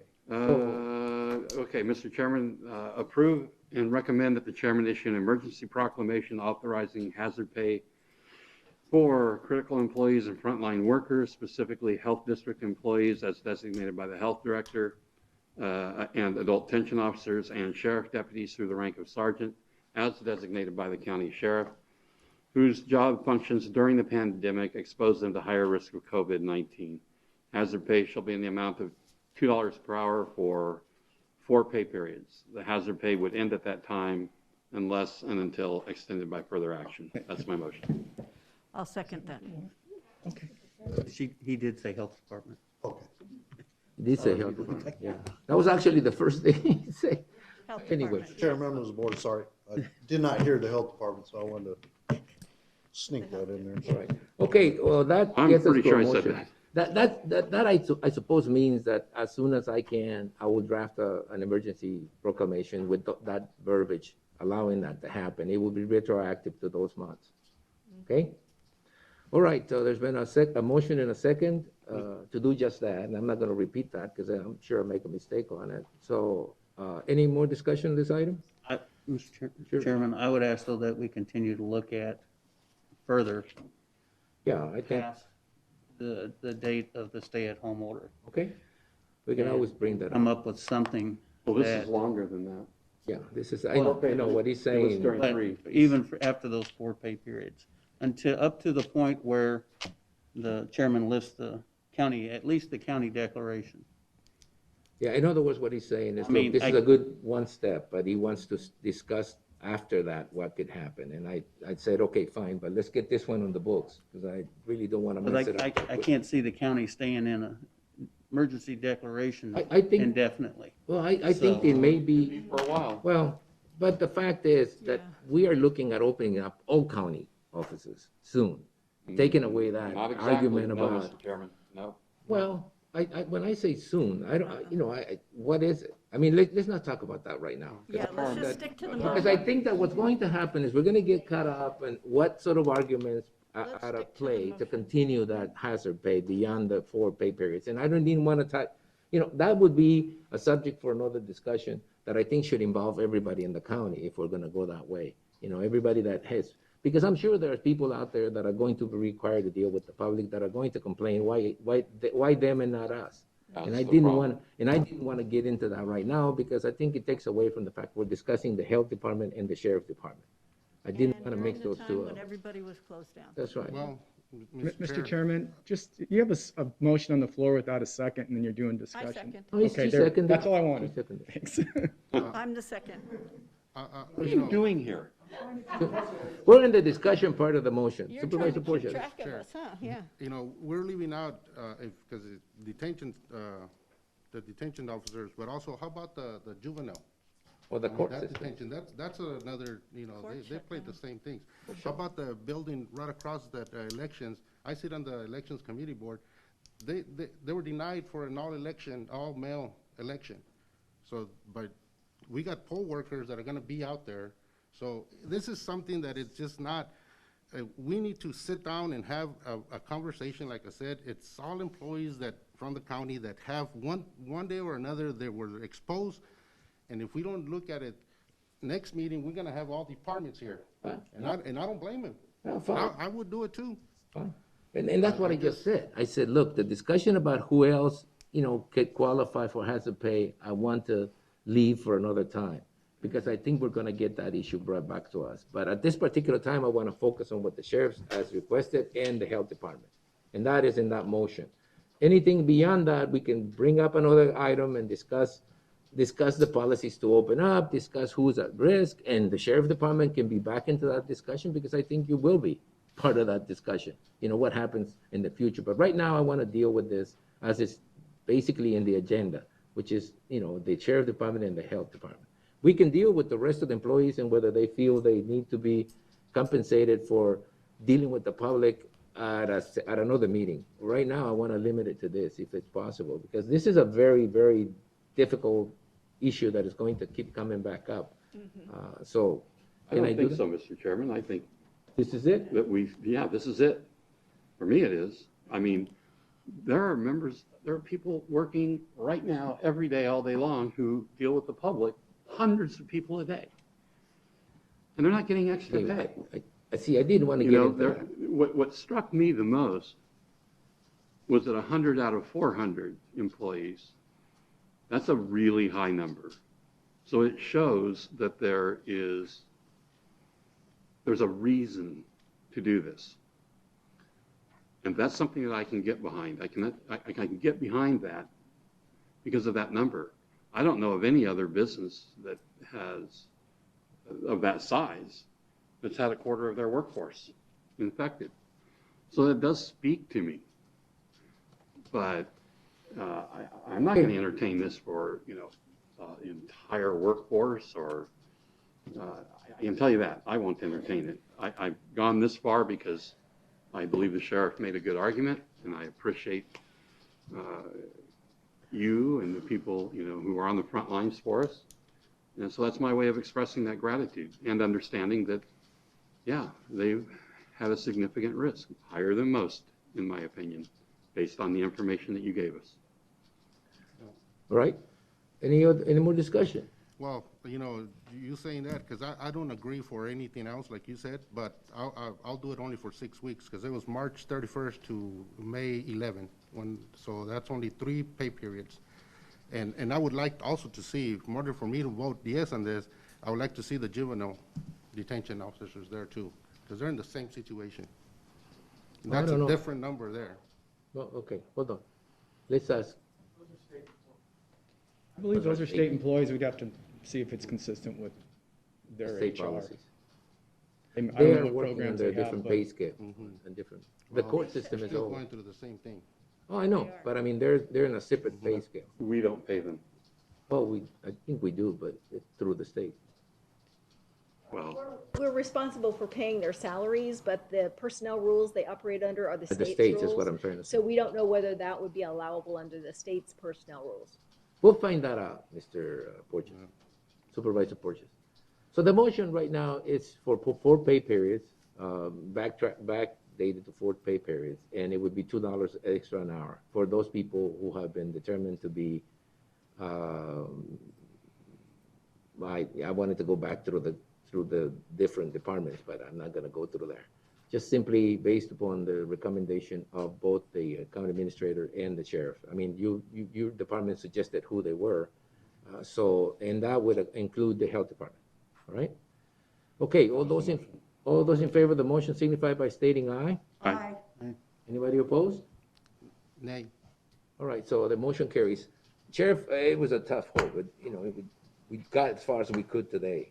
So I know that this is not the end of that issue, that it might come back later on, but this is the best we could do today.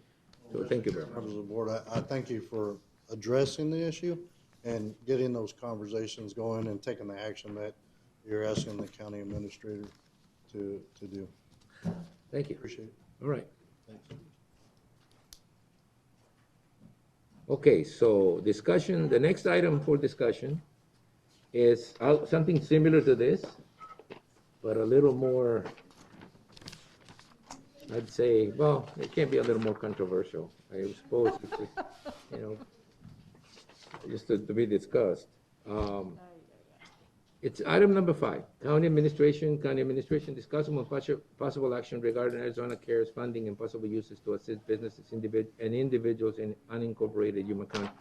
All right, Supervisor McLeod, I think that this comes from your desire to assist, and I think it's everyone's desire. I mentioned it because you've been certainly instrumental in getting this item up for discussion, to try to help to assist businesses in the unincorporated areas, which would be the foothills and all those other places that might have suffered, and probably did, a devastating blow because of this health crisis. And I think in some ways, we are bound and required to deal with the situation because we did get some extra funding, and I think it's just I said it before, and I think I'll repeat it.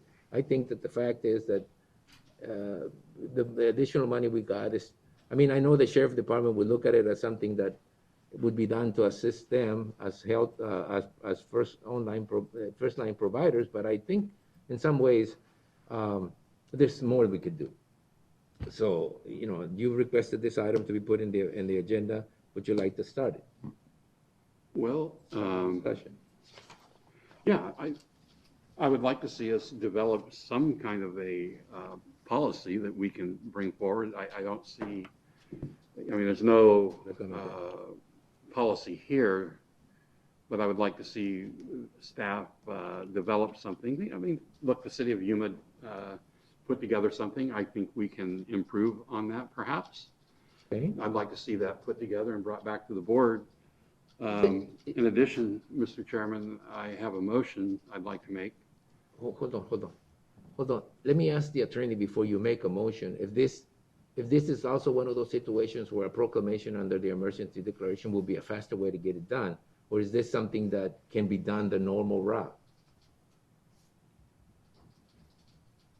Because I think that the normal route is, if we're going to put together a program that requires funding, we have to go through the budgetary process, which is to determine how much money, you know, and put it in a budget item and create a line item budget. Is this something that we need to do, that we can do under normal operations, or is there something that we can do through an emergency declaration? You know, we'd have to look closer at it. I think that the thought when we reviewed the form today was it would be to provide direction to staff to develop a proposed program. Okay. The AZ CARES funds, as I recall, and it was through an application process to the state and was limited for purposes of paying public safety and health officials, health department officials. Right. So that gave you what the thought was is that would roll over a surplus. You would be able to utilize that instead of your general fund money, and then it would surplus your general fund. So this isn't AZ CARES fund money. It's all general fund money, which is going to be problematic when you're providing monies to private sector without some type of policy in place. And I'd like to look at that closer to make sure we do it correctly. I don't know if proclamation, usually proclamation seems to give us more flexibility through declaration of emergency.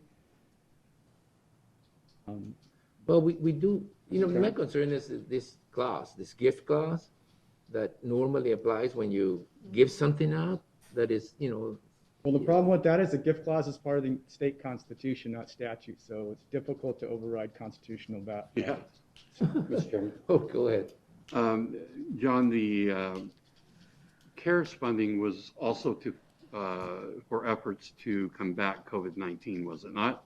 You'd have to look, there's an application process that was created that, the way I read it, it was, you know, there's been so many things we've read in the last 5 months, that was shifting the risk from the state, if there was a federal audit, to the counties, and required the counties to apply for the funding. That's how they got it. And it was for a specific purpose, which was pretty much spelled out in every other county's application, as was ours. And it was limited to a specific purpose. There was no, I don't recall a general clause that would just say, and to combat COVID issues. I remember it being specifically, and I don't have it in front of me, for the payment of those first line responders. And I think it could also go retro. Right. And the thought was then if you would have to address those concerns with the state if you didn't use it in that way. So that's really the only way you could use it. And the thought was, and I think I've had this discussion maybe with Russell because you were up there, was then you could use your surplus to combat COVID in a way you'd like to, which is fine. I'm just concerned that the Arizona Constitution and the gift clause, well, you can do certain things with, you know, you have to make sure you're dealing with equal protection, which is kind of the discussion you had in your last meeting, but this is with private sector. and develop a policy where if you have this program, you're fairly distributing that money to all similarly situated eligible private businesses, if we can even do that. Well, let me tell you what I'm trying to do, John. Okay. What I'm trying to do is fund a remarkable project that would help protect our agriculture industry and also monitor our schools for the possibility of COVID.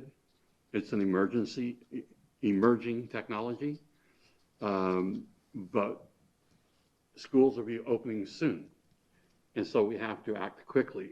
I was hoping to give the chairman the authority to use the CARES Act funding or other funding up to a certain dollar amount to fund this program.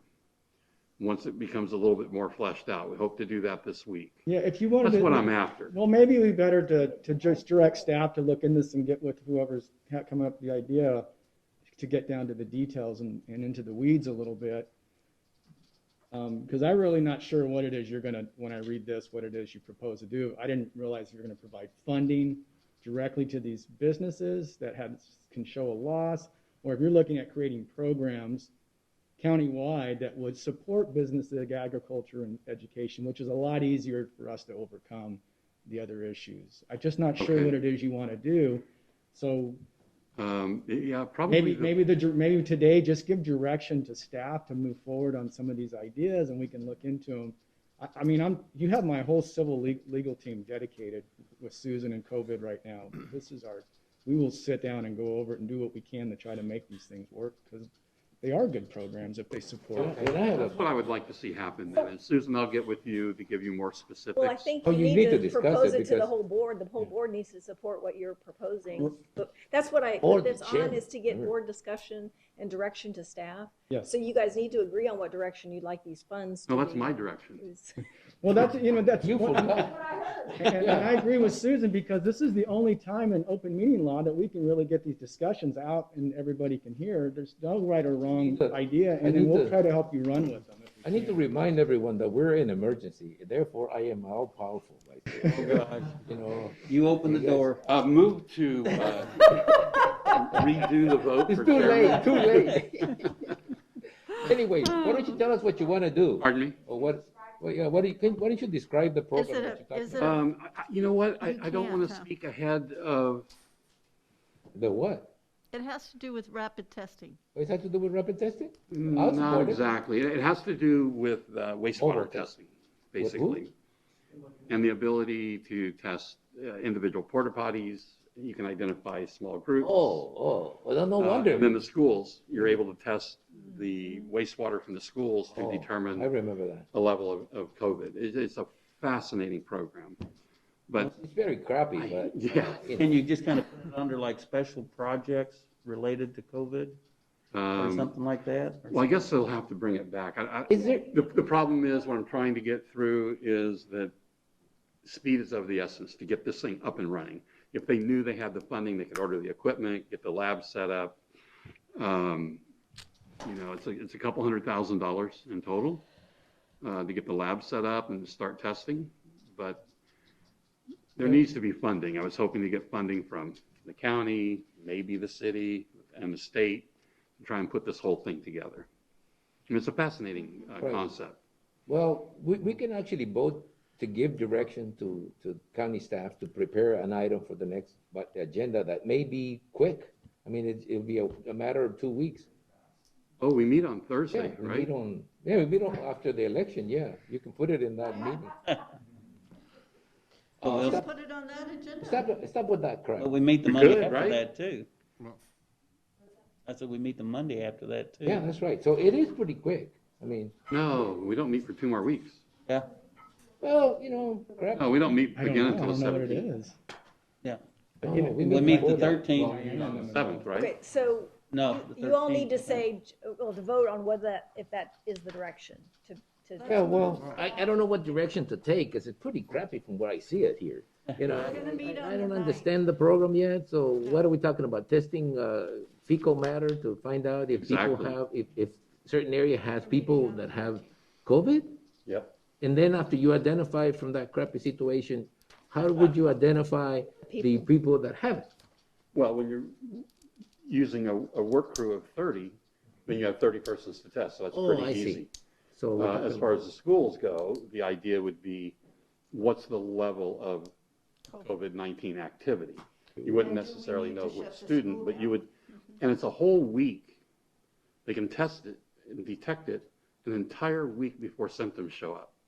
So if all of a sudden you had a school that would just, all of a sudden the counts were accelerating, you could close that school and isolate the kids at home and prevent the spread. I mean, it's fascinating. It's just, to me, it's really very important. I think it's a program that we could get behind, protect our kids, protect their parents, And protect our ag industry. I mean, it's really fascinating. So this would be in lieu of this idea of assisting businesses and individuals? No, not in lieu of. We want that too. I want to. I'd like to see that policy come back to us, whatever staff can develop. Well, you know what, Like take to a give look at some what the, kind take of a look idea at of what the what you're city is doing. interested in? In that respect, take a look at what the city is doing. In other words, we don't really, things should match. The county and the city should match in the smaller cities. I mean, the programs should be pretty similar, so people don't Right. think that out in the county they can't get the support they get in the city, or people in the city don't want to figure out that the county is giving them a better deal. I don't want that kind of situation. So in that particular respect, I'd say that what I'd like you to do, if the board agrees, is to, I thought I could just tell you that, but it's okay. It's that, we look at the city's program to assist small businesses and that we replicate that here so that, the help is available whether you're inside the city or outside the city. And I know the county is the county and it includes the cities, but I don't want to duplicate something the cities are doing. Oh, the unincorporated The area. unincorporated areas. So to me, the direction would be, if the board again agrees, is to take a look at the city's program and try to duplicate a program like similar to that here, if it's legally possible. Because I think that we need to remember that the city is a charter, it's a charter But they still can't get organization, and the county isn't. The county is run by statute, and sometimes statutes run into an issue when you start to assist people, and if it's a program that meets all those requirements statutorily wise, then we could implement it. But then we need to take a look at something to assist some of the businesses that are basically gonna need help to get back to even some sense of operational normalcy. That's one. The second part of that, I don't know how you can support something you haven't really seen what it's about, other than the fact that the description is ugly. It may be a good program, but we need to see it. We need to see what it's about and everything else, and we need to see the budget for it and how can we step in and actually participate on something like that. I'm not opposed to it. I mean, we do plenty of things that may seem a little unorthodox, but. When is our next meeting? Is it 13th? 13th is the elections meeting. Well, the elections is next Tuesday, tomorrow. So when are we coming back to? Canvas, an election canvas. On the 13th, I think it is. It's on a Thursday. It shows here on the 13th.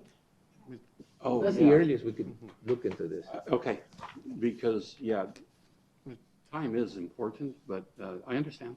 Okay. I'll see, So I'll the get you direct, information. so can I get a motion and directing the Mr. staff? Chair, Sure. I mean, it's something that, because city charter, whatever, I think they cannot give money just to businesses free. I mean, they would. They already did. Everything's under. They already did. Well, it must be, I mean, something that we can look at is maybe a very low interest loan for, if we can do that, if the county can do that. That's how cities do it. But they don't give No, money just to. it was a grant. They're grants. What we would need to do is check with the city of We can Yuma do about this. how they avoided conflicting with the gift clause in the Constitution and ask for their legal opinion, and then the county attorney can determine whether Well- he thinks that's sufficient to cover us in Simple. I don't think it was taxpayers' money, no. I'll tell you that for sure. Okay, well, like I said, we'll find the out. devil's in the details. To bring the details forth at the next meeting, I think that we are willing to look at as an assistance program if it meets certain requirements, statutory requirements for us to use the money, the same way that we're willing to look at this testing program, this novel testing program, to see if it helps us deal with this crisis. I've been making the point every time we get the health department here that I think testing is an issue. So this is a testing issue that if it helps, determine, or if it helps pinpoint an area where, quick assistance may avoid a hotspot, I'm more than willing to go ahead and support it. I mean, so it just bring us the facts about the program and have legal clear whatever assistance we can give based on the Arizona revised statutes that apply. Is that good enough? Okay, well then I'll Asking that would come to you on August 13th? I am not sure if we'll be ready by August 13th, but if it is ready, bring it up. Okay? I mean, it's 13th, and if not, it would be the 17th. That's right. And what I'd like to do is have someone from the U of A or whoever is proposing this program to come and describe it in more detail to you. I will take I care don't of know that. about the details, but yeah. Yeah, for that particular piece, I'd like to see if we can take action on the 13th. For the businesses, the 17th is fine. Well, I think that the issue is going to be one, first, if we can actually do something. If we can't do anything, just move it back to a regular meeting so that we can actually talk about other ways of trying to do the same thing. If it is possible for us to take action and it's needed on an emergency basis, really quick, then bring it forth on the 13th. If it's ready to be discussed and ready for a decision to be made. Okay? And again, I would say the same thing about the business assistance, because these are not normal times, and sometimes timing is of the essence. I'm good with that. Time Thank is you, of the essence. Mr. Chairman. Okay? Yeah. Is that good enough for direction? Just direction? Yeah. You need a vote or just acclamation? We don't need a vote to give you directions. You got directions? She wants to lock you in. Yeah, well. New motion, it's like. Yeah, well. Okay. Move to do what the chairman just said. I second that motion. All those in favor of the motion signify by stating aye. Aye. Is that good enough for you? So what we'll do is we'll reach out to the city of Yuma to get information about their program and try to replicate it. We can verify the clause issues and whether that's possible to do. We'll also reach out to the UNA or the Desert Center for Desert Agriculture to get more information about that program and have someone here to describe it to you. So bring two items forward to you, one related to the business assistance and the other related to this potential grant or potential funding for early testing. I just want to add that we're not just looking at the City of Yuma program. You may want to inquire to the City of San Luis and Somerton and Welton to see if they have any programs that, no, I'm going to wait until they.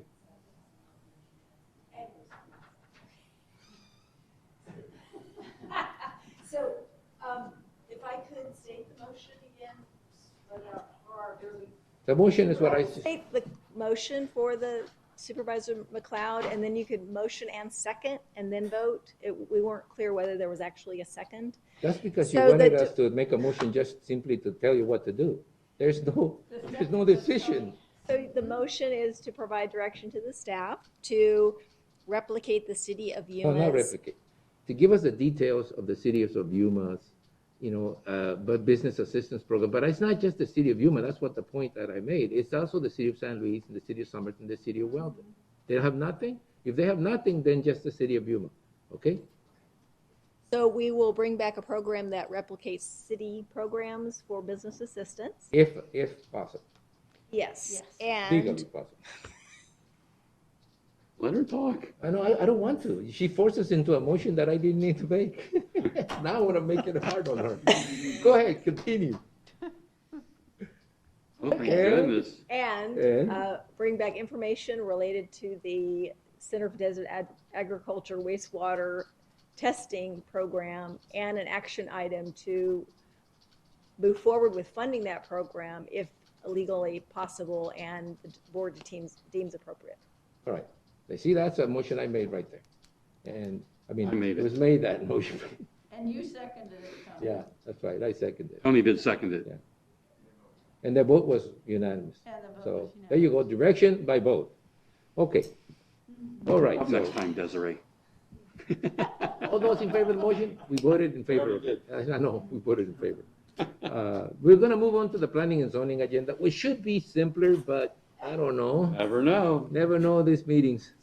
The first item is a full legal description of property sites for all rezoning cases are available for public review at the Yuma County Board of Supervisors. This is a full presentation. The regular public hearing items, staff will make a full presentation, followed by separate discussion, public hearing, and action by the Board of Supervisors. One item, Development Service and Planning Zone Division, discussion concerning possible minor amendments to the Yuma County 2020 Comprehensive Plan, Map 3.1 Noise, Exposure, and Compatibility Overlay to prohibit accessory dwelling units in the noise zones. You're going to give us a PowerPoint presentation? Chairman Reyes, members of the board. Capital improvement plan? There is no PowerPoint presentation. Oh, wow. And I do promise that it'll be brief and very simple. Okay, be As brief. you can see that on the agenda, we are recommending no action. The reason being is because the direction given to staff over the last, couple years is see if we could use maybe the comp plan to regulate the allowance of accessory dwelling units in noise zones. So bottom line is that we should not be using the comp plan to regulate. The comp plan is a vision. It's a document that's been adopted by the board is as a vision, a guide for growth. We should use the zoning ordinance to regulate these type of matters. The comp plan doesn't work. That's not an option. What we will be bringing to you, maybe in October, we're going to bring a item to the commission later this month, where we actually created we're coming up with a new zoning district that will have no provision for the allowance of accessory dwelling units in the noise zones. So that's the intent, and that's what we have, a zoning ordinance. So we will be coming back to you, depending on how it goes with the commission, and so far, I fear it's going to be supported. I believe it's going to be supported. But we will be coming back to you with this new zoning district in October, and that's how our staff feels that that's the best way of handling the accessory dwelling units in noise zones. Now, another discussion item that has been brought up was as far as what the existing zoning districts allow as far as accessory dwelling units. We do have zoning districts like the suburban ranch and the suburban site built that has a provision that allows accessory dwelling units for properties in the noise zone. We really can't do much about that because if we remove that from the ordinance, that could constitute a takings, okay? A diminution of the property value, and the county can get sued. So I know that we talked about this, and I believe that the consensus was that, let's not do that. Let's focus on new stuff, what we want to see from now on. So that's why here on this item, we are asking no action, and let's wait until we bring back the changes to the ordinance where we would better deal with this. So you want direction? Well, right now, it would be no action, Chairman Reyes. Do we still need to open it to the public? It says public hearing. It's no action. I wouldn't think so. I Just don't believe making this was sure, just making advertised, sure. so. Well, if it's advertised and people could show up, you have to open it. You can open it, but if you don't take any action, there's Yeah, nothing to but, well, controversy. before we were told that if you publish it and people could come over and hear it, that you had to sort of open it to the public, but it wasn't published? We did Okay. not publish this on the newspaper. Right, so we just had it in the agenda. Okay, all right, so, okay, it does say public hearing items, but, okay, fine. All right. The rest of the board, what's your pleasure? Let him go without any pain? Well, Now, should have told us that in the beginning, but We that's should okay. have punished you for bringing it up. Sure. Mr. Chairman, I have a Supervisor. question. So the suburban ranch with the accessory building would stay on the books? The Chairman Reyes, Supervisor Lynn, there would be no, we shouldn't be making any can't, changes to the ordinance. Yeah, but we are going, but the idea is to add in zoning, A de-zoning district. a new zoning Yeah, district. we already have a name for it. Yeah, that would not allow, There would be no provision as far as an accessory dwelling unit, so someone that wants to rezone a property in the noise zone, staff would recommend that They do it this zoning way. district, Mhm. you know, they have the right, they would have the right to make application for any zoning district that they wish. Right. But staff would recommend maybe that they use the suburban homestead, and then the board would make a decision. Under the suburban homestead, there will be no provision for accessory dwelling, so they would not be able to make application for a special use permit. Okay. Okay. All right, people, do you understand what's going on? Yeah. All right. Really? It's a way to Well, it's a way to not have a taking, but at the same time have that provision in our zoning. Correct. It's moving forward. All right. Well, when it's ready, bring it to us. It'll be in October. Should be in October. Okay, all right. Thank you. Thank you very much. We'll move on to the next item in the agenda, which is, I think, events. Yep. It's events, calendar, current events, where we entertain reports from the county administrator and the board members. Bless you. What we've been doing? What? I know you try to get the sheriff to wear a mask, but That, ready? never mind. So, who's gonna start? Who always starts? I can, Look. I attended one meeting this, because we've only been a week, and I attended my YMPO meeting via virtual. All right, Supervisor McLeod? Attended the governor's conference call with members of industry and county supervisors. Supervisor Simmons? I guess that's one thing I listened in on too. That was too soon. It's gonna be the shortest one ever. Supervisor Borges? No, not much. I just want to thank everybody for that nice card that everybody signed and for all your condolences. You know, just say that it's very sad when someone that was the most vulnerable are so susceptible to that COVID, you know, but not being able to guard themselves, and someone else brings it in. It is sad, and it is very sad to watch a family member on a computer when he's passing away. Mm. That's really sad. Yeah. COVID is real. Yeah. Right, so I don't have anything to report, which is, I think, great. Susan? I attended the YMPO meeting by Zoom as well, and we had our first ever virtual coffee break with our administrative staff. So, trying to do something to at least get together because we can't do it personally. So it was great to see everybody, see the people who have cameras, and then we're looking at trying to get cameras for those who don't currently have them. So. I do want to make a couple of comments.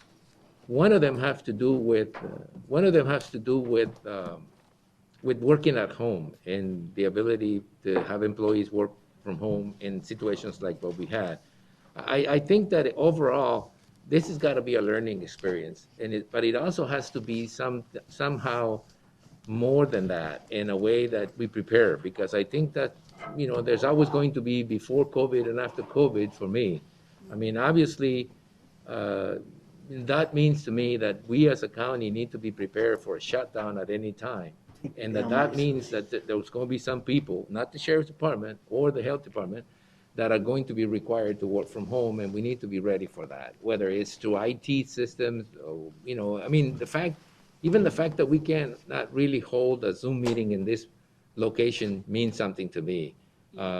It's difficult, but technology is to a point now that we should be able to do, we should have people be able to participate better in this particular location. And the second part, I already forgot, but there was a second part here to this. Oh yeah, it's the opening.